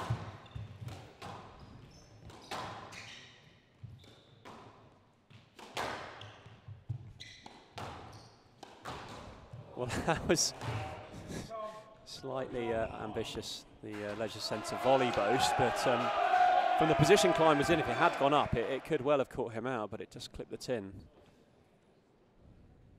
So Klein not allowing the lead to get too big, maintaining it at 2 points. Can he draw back to level?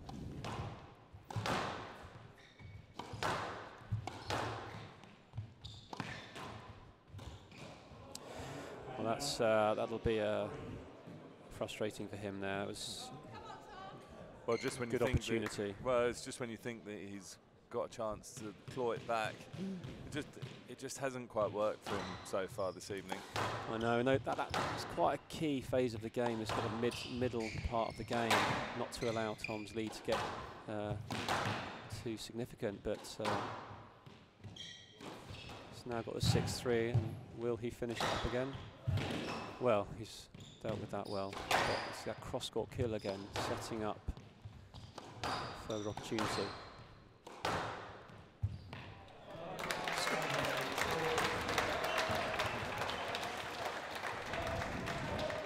Well, the momentum's all with Richards at this point, I think. Well, 2 love, 7-3. It's yeah. a real mountain for Alan Klein to climb here.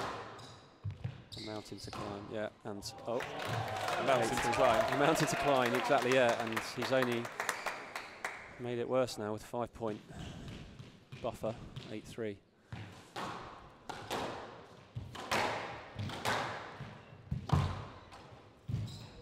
Well, there you go, he's almost going into exhibition mode here, Tom Richards. It does appear to be a little bit like the writing's on the wall at this stage. Yeah, well, the body language had gone from Klein there as he trudged back to receive serve. There you go, it looks like it's all over. Well, this is setting us up for a mouth-watering finale. 7 match balls for Tom Richards. Tom can convert this, then it will all be down to the number ones, which, I think he's been conceded yet, so he has there you go, Klein's off. Yeah. Well played, Tom Richards. That is a business-like performance here. He's claimed the tie for St George's Hill, and that means that it's now 2 matches apiece between St George's Hill and the RAC club.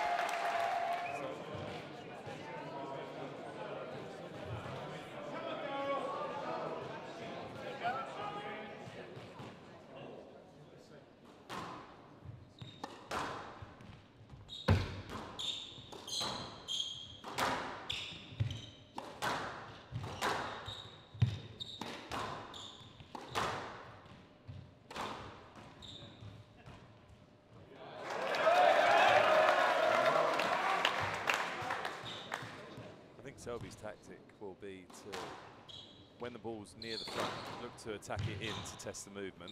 Yeah. And then also, when he can, just get the rallies quite long and hard, so it's brutal physically for Flaggy. And Selby's lines are very good. He's able to work the ball up and down, the ball very tight, but not with beastly type of hitting, just sort of working it with different varieties of pace. And there you see an example of his ability to use his hands so effectively and turn the racket over the ball and work the ball in like that.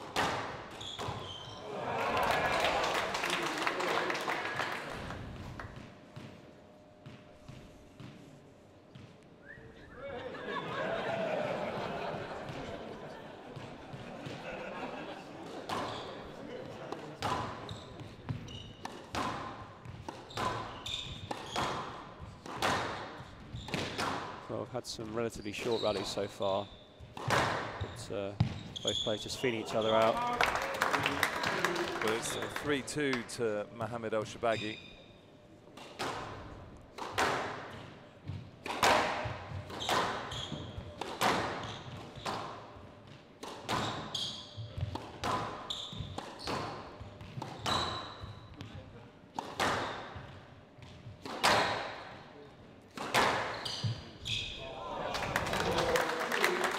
What you said about the sort of previous scoring system up to 9 and the old rackets. And of course, the RAC was the home of the British Amateur Championships, which was back then the title to win.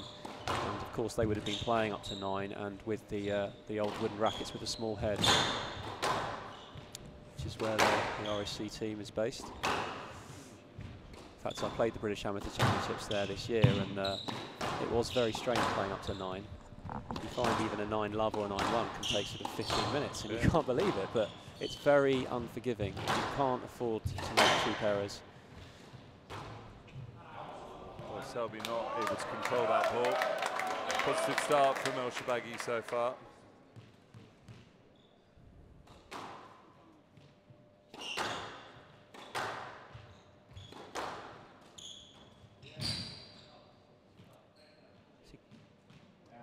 Conceding that one. Yeah, the ball's down from El Shabagi. So 3-5 now.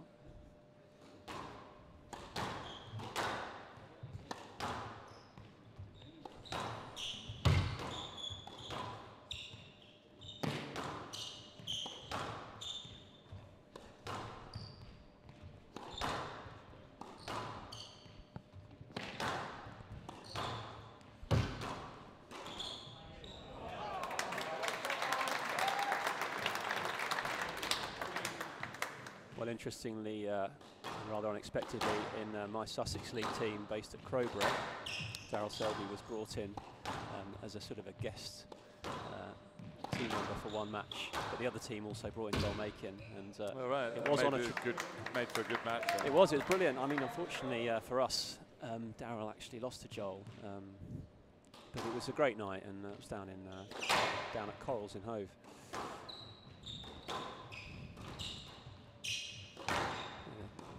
Team manager John McCarroll loving to spice things up by bringing him in. I bet it created a buzz around the club. That's oh, for sure. Massively. I mean, they wouldn't have seen players of that level there for a while. Although, funnily enough, because the local hero Tim Vale was on court at the same time, there were almost more players watching that match.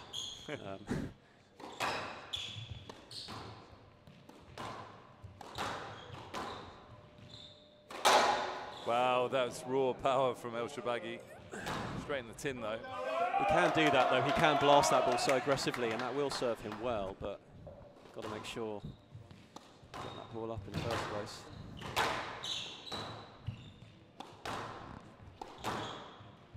Crowd still packed in, even though it's 10 o'clock here on I a don't school think night. anyone's going to be leaving now.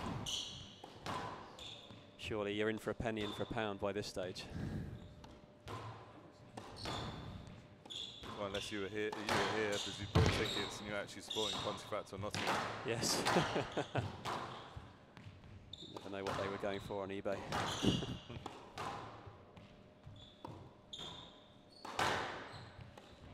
Oh, it's a brilliant shot from Selby. That one.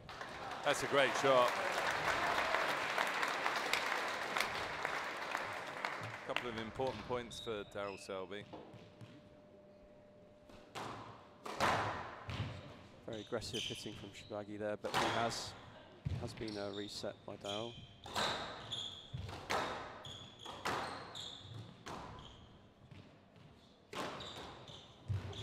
That is so severe, but Darryl has managed somehow to get that boast back. Oh, that's very clever. Brutal. That's very clever. Just getting that racket up so early and then just using the forearm with such aggression to flick that ball deep. Was the threat as well, wasn't it? Selby kept having to come up the court and then being punished into the back corners. I think that's something that's not always easy to tell when you're watching it on TV, but that how high some of the players get up on the tee in order to take advantage of those attacking opportunities.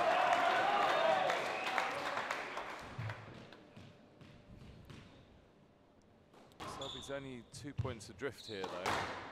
Yeah, well, he is closing the gap, and he has this ability to sort of sponge up pressure so well. And just sort of get balls back like there, where the angle looked pretty cute, but he was able to deal with it.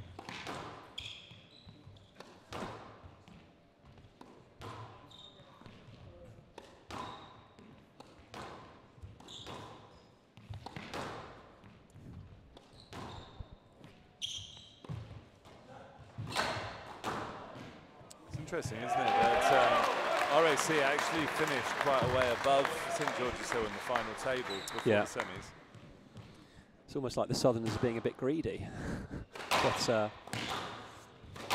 you know, some absolute epic semi-finals the other week, so both teams fully deserving their place in today's final. And there's that cross-court kill again. It's that whippy, cut, low cross-court kill, just dying so early with the angle. 9-7 for Mohamed El Shabaghi.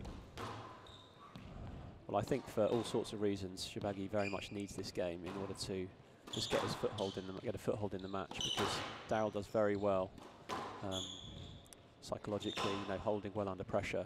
Shabaghi's looking all right physically, though, isn't he, I think? He is. I mean, he's sort of varying the pace. I mean, you see there sort of drifting the ball up and down the forehand. He's varying the pace quite well. Yeah, it's not normally his style, is it? But yeah, it's not bulleting the ball around so much. Well, until he gets his opportunities, he's basically playing his pace on his terms. Yeah.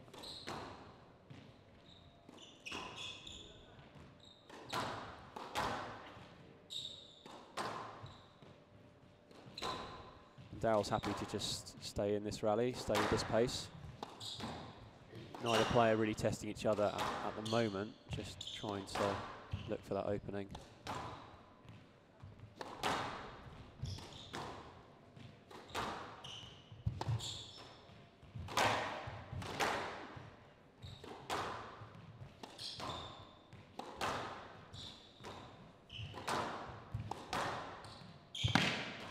Is this it here? No, it's just gone for a length again, just resetting. Yeah, very, I wouldn't say defensive, but Shabaghi's just very much keeping the tempo at a sort of medium pace at the moment. Nothing too crazy. Well, it's ramping up here now, though, the speed in this rally. And I suppose that's when a sudden change of pace can be so effective, when sort of players have got drawn into a sort of pattern almost, and then suddenly it's broken with a very aggressive pace like that. Well, it's just brute force. Yeah. Brute force from the beast of Alexandria, Mohamed El Shabaghi. Well, it was the forehand line setting up the shot at the front. Although the drop shot didn't finish the rally, it set him up for the backhand line, which was also very aggressive. Well, he's really ramping up the pace. He's got 3 game balls.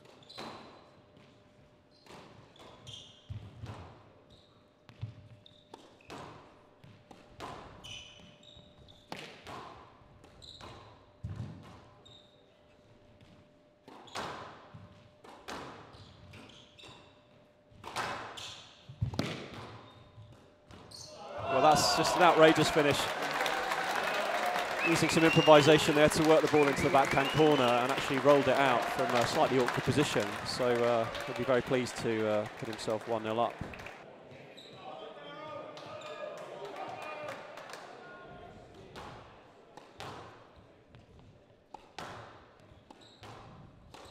Wow, what a finish. Yeah, very aggressive. He's absolutely bludgeoned that into the front corner. There's always a risk when you hit a cross-court nick that hard, because if it doesn't go in perfectly, it pops out and you can often be vulnerable for a stroke, but he has that confidence to take it in with real aggression. Clever shot there.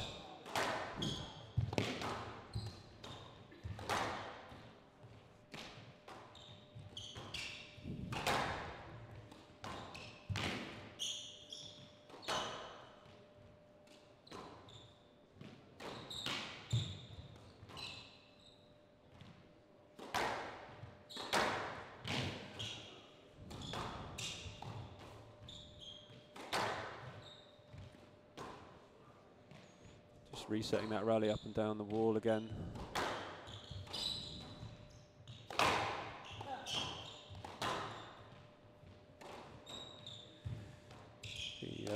RAC #1, Paul Cole, playing a tournament in Guatemala this week, so I'm not available, but... oh, wow. Wow, what a rally. That was a great rally between these two. Lovely touch there from Darryl, working the angle in. Swung one way and the other because Shibagi came out, all guns blazing and looking to overpower Selby, but Selby's movement was able to soak it up, and then when he got his chance, he took it brilliantly. And that's what he does so well. He just absorbs and then waits for the opportunity and pounces, but with these slightly different types of attack with variations and rolls over the ball.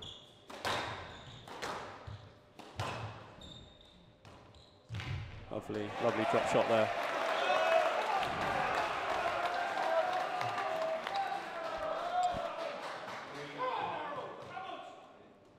Selby opening up a small early lead here at 3-1.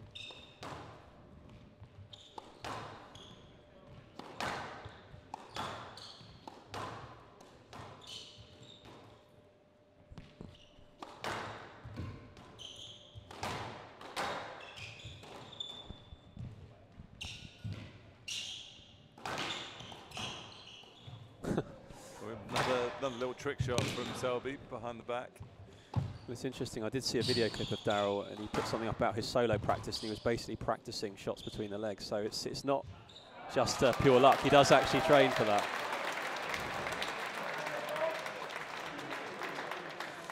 I think it's quite key there for Shibagi not to let that lead get to 3 points. Just to keep himself in this early stage of the second.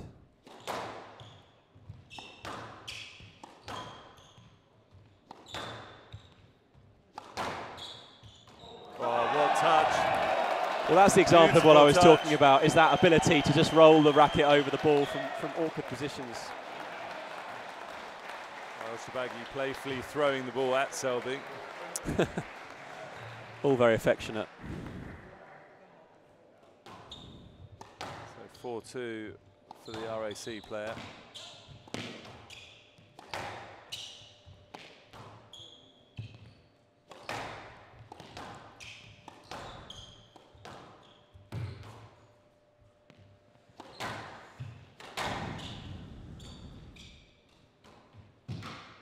Squeezing the ball in there to set up the aggressive position, but he's recovered. What's up? Well, this will be interesting. Why did Selby stop? I think he felt that someone had made a noise in the crowd to indicate the rally was over, that was distracting enough. The problem is you have to accept it, don't you, these days. Well, they've said, haven't they, that players must play on. Shame, because it was an incredible get from Selby. Yeah. Oh, there you go. There's a favourite, a little nick in the... It always comes in at some point.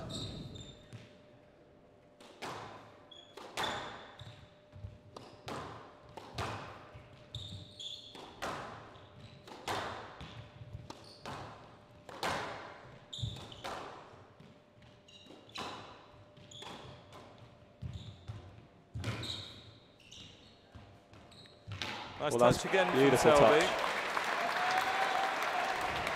Yeah. Important point for the player from the RAC club. Yeah. We'll be looking to try and get a bit of a lead now at this stage.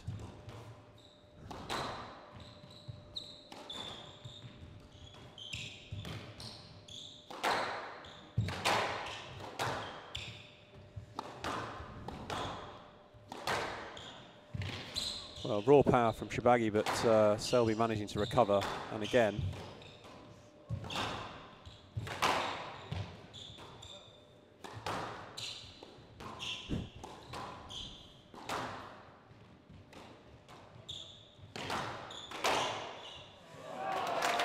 Well, that was a lot of variety in that rally, a few fanning shots on the backhand from Shibagi there, and quite a few boasts going in, but ultimately taking the opportunity on the volley, very aggressive, punching down the forehand line.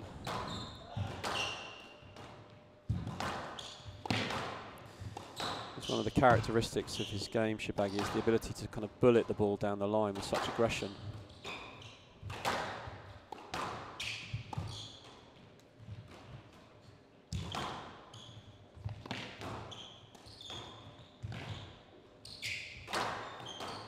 Well, that is unbelievable. I don't think he would have anticipated that. And he turned the rally over as well. Well, that's really exhibition stuff, and Selby very pleased with himself for that. Not only did he guess, but he actually then ended up hitting it behind his back. So. Well, he's got himself a 1-point lead at 6-5. Who knows if that will have proved pivotal.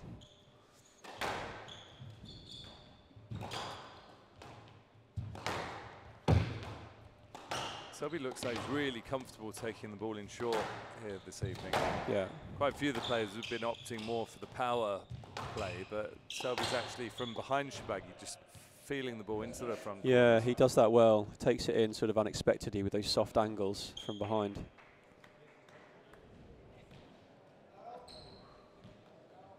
It's this sort of stage where El Shibagi will start to feel any kind of effects from his brute of a week last week. Absolutely, yeah. Yeah, nice touch. Well, there's his signature. That shot that he's made his own somewhat, showing the forehand straight drive, but dropping it in.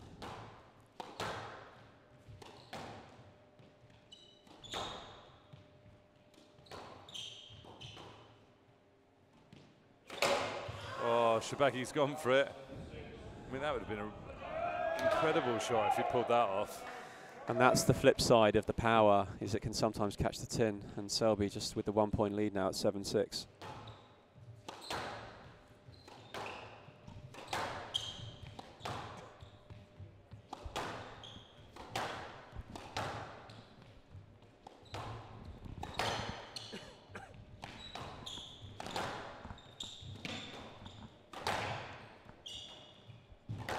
Shibagi is going for it again. Oh. Brilliant retrieval from Darryl though. And again, just absorbing and absorbing. Well, that was just too good, and slightly clipping that back, that sidewall nick at the back, but it was good width in itself. It's amazing how many winners there are in that. I know. It's something you wouldn't think about until you see the game at this level and how often that ball does get peppered around that area, especially on cross courts.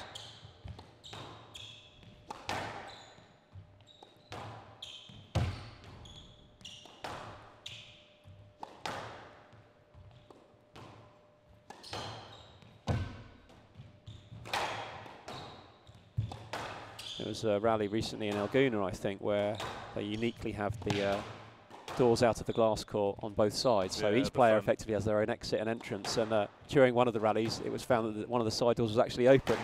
So it's just fortunate someone hadn't tried to swing at that ball. That would have been the end of a racket. I do enjoy it on those courts when you see people going to walk off the back. Oh, it's just classic, isn't it? Yeah. And it always happens at least once or twice.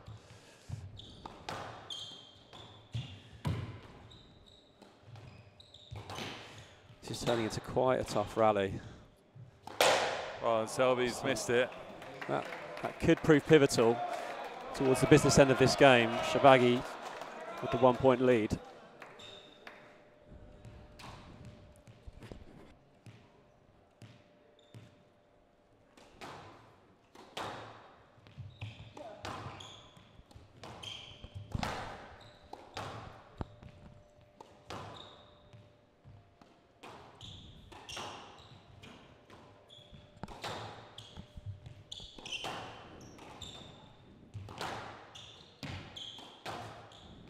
Oh, almost finding the ball in his own tee-shirt there after the difficult angle. Shibagi trying to get in front, looking for the volley there.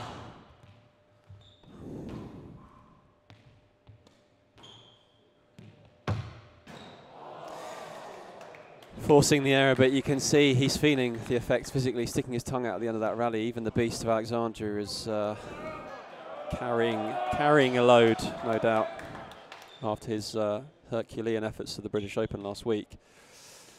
Can he hold on to this lead?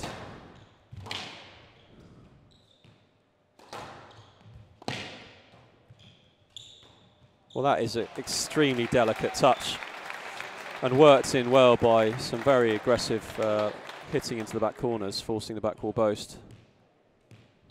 Setting himself up with 3 game balls here, so.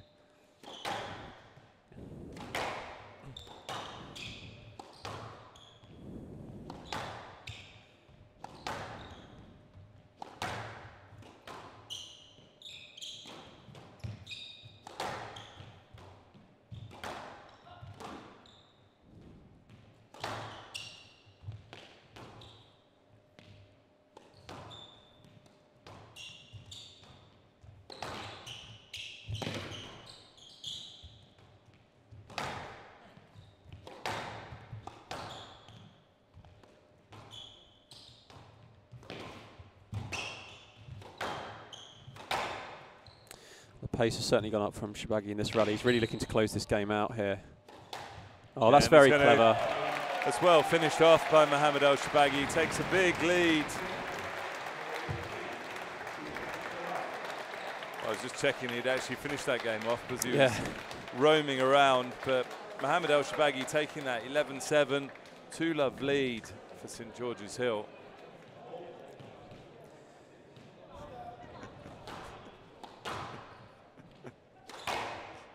Well, that's very aggressive. That is 100% power. Well, you can see the body language there, running to get the ball and straight to the service box, wanting to close this out in 3.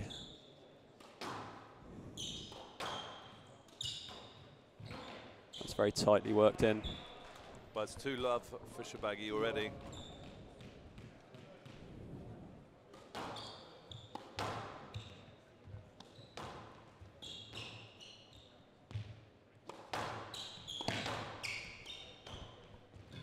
Did you ever have an encounter against Mohamed as he was coming through as a youngster? Because he's been on the tour for 10 years now, basically, hasn't he? So I remember him playing as a 16-year-old in Surrey Cup, or 15-year-old, and causing people a lot of problems. Oh, yeah. He played for Wimbledon, squash and badminton, didn't he? Yes. Yeah. He used to come down with Joey Barrington, because he was at Millfield School at the time. Yeah, exactly. Yeah. Well, the error there from El Shibagi.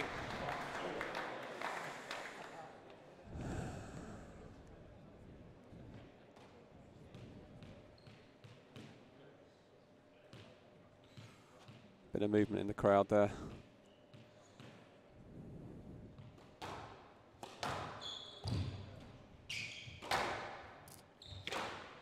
Well, you'd be interested to know that there was a tweet from Neil Guyry, who sat with recently retired Nick Matthew, and they were obviously enjoying a couple of glasses of red, and they were having a bet on who was co-commentating with me.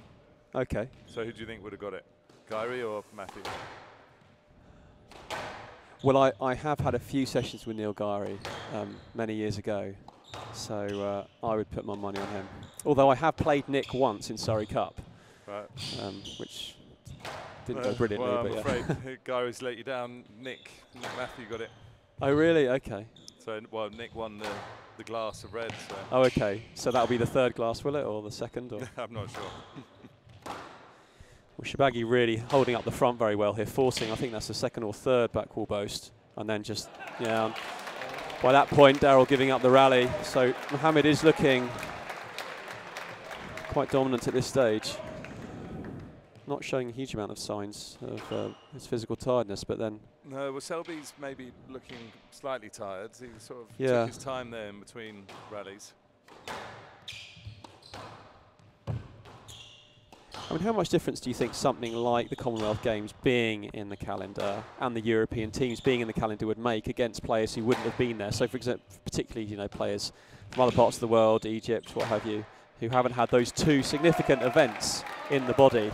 That makes a huge difference, especially when the Commonwealth Games are in Australia. Yeah, well, your time difference in the body and got adapting. 3 weeks out, haven't you? And then some of them obviously went straight from Australia and then had to go and play Alguna as well. So it takes a huge amount out of players. Sure. Without doubt. And so in a way, although Daryl didn't have as brutal a week, well, by any means as brutal a week that, compared to Mohamed, he's got that extra squash in his body from a long trip to Australia for the Commonwealth Games, and then also, what happened there? That's a bit unexpected. I think someone just stood up. No, someone stood up and he just pulled yes, out I mean that would be almost unprecedented. Yeah. What, down and short? Down and short. Yeah. I think that guy's not quite getting the message that he needs to take a seat. Although I think what you would it say was standing room only earlier. What you would say about obviously the fact that they're having to deal with Commonwealth Games and say like the Egyptians didn't. Yeah. What the Egyptians have now, though, is another problem, is the fact that it's Ramadan at the moment. So that means that they can't actually eat until sunset. Yeah. So obviously they have to cram all their food in between sort of sunset and sunrise, don't they? Which is not easy to do in terms of managing your energy levels. The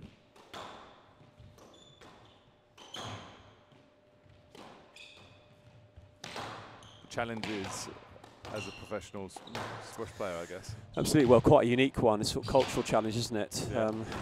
In that regard. But even the whole dealing with going to Australia, having the Commonwealth Games, Yeah. the highs and lows of it, and then having to come back, regroup, and then concentrate on yourself again in terms of... Absolutely. And of course, Daryl and Adrian Waller went all the way through in the second week to the final of the doubles, getting a silver. But they would have had some very long matches to get through to that point.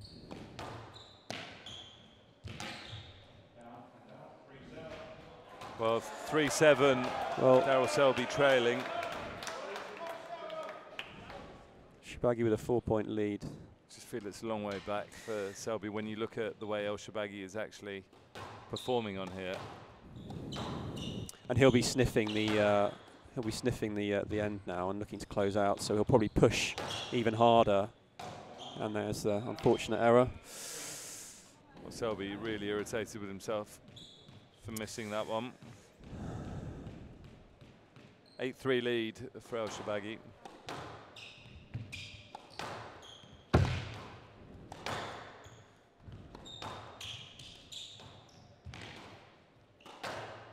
Just holding up that line, and he's caught that. Nick again. I mean, I don't think a shot like that was entirely the result of the nick, but it certainly added something to it, didn't it? It sort of kicks up the bounce a little bit and gives it a bit more depth.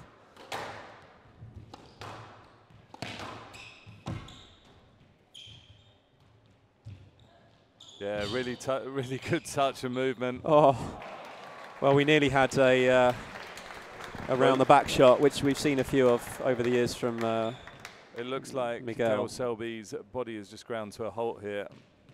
It's match balls for Mohamed El Shibagi.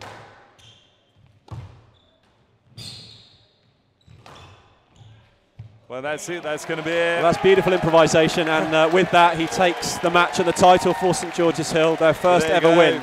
Fifth time lucky for St George's Hill. Yeah, well, that's wouldn't say it's luck though. That's how the saying goes, isn't it? Fifth time lucky. I'm sure the home supporters will be delighted with that. Danny Lee, the team manager. Well, the world #1 has closed it out for Luxfords St George's Hill. They are the 2018 PSL champions. Satisfied and rewarding is it tonight to win this trophy in your whole club?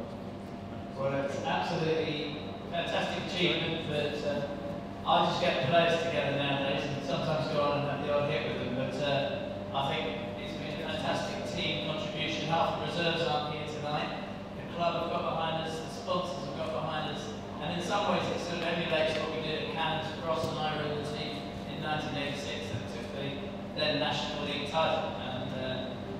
I'm really proud of my team, but I think it's not impossible to have done it without the club, without my sponsor John Luxford, which was absolutely fantastic.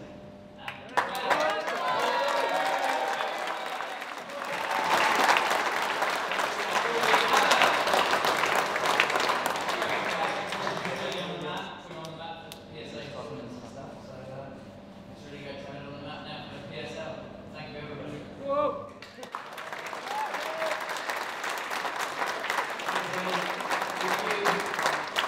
If you'd like to go over and receive the trophy, ladies and gentlemen, please show your appreciation for the 2018 PSL champions.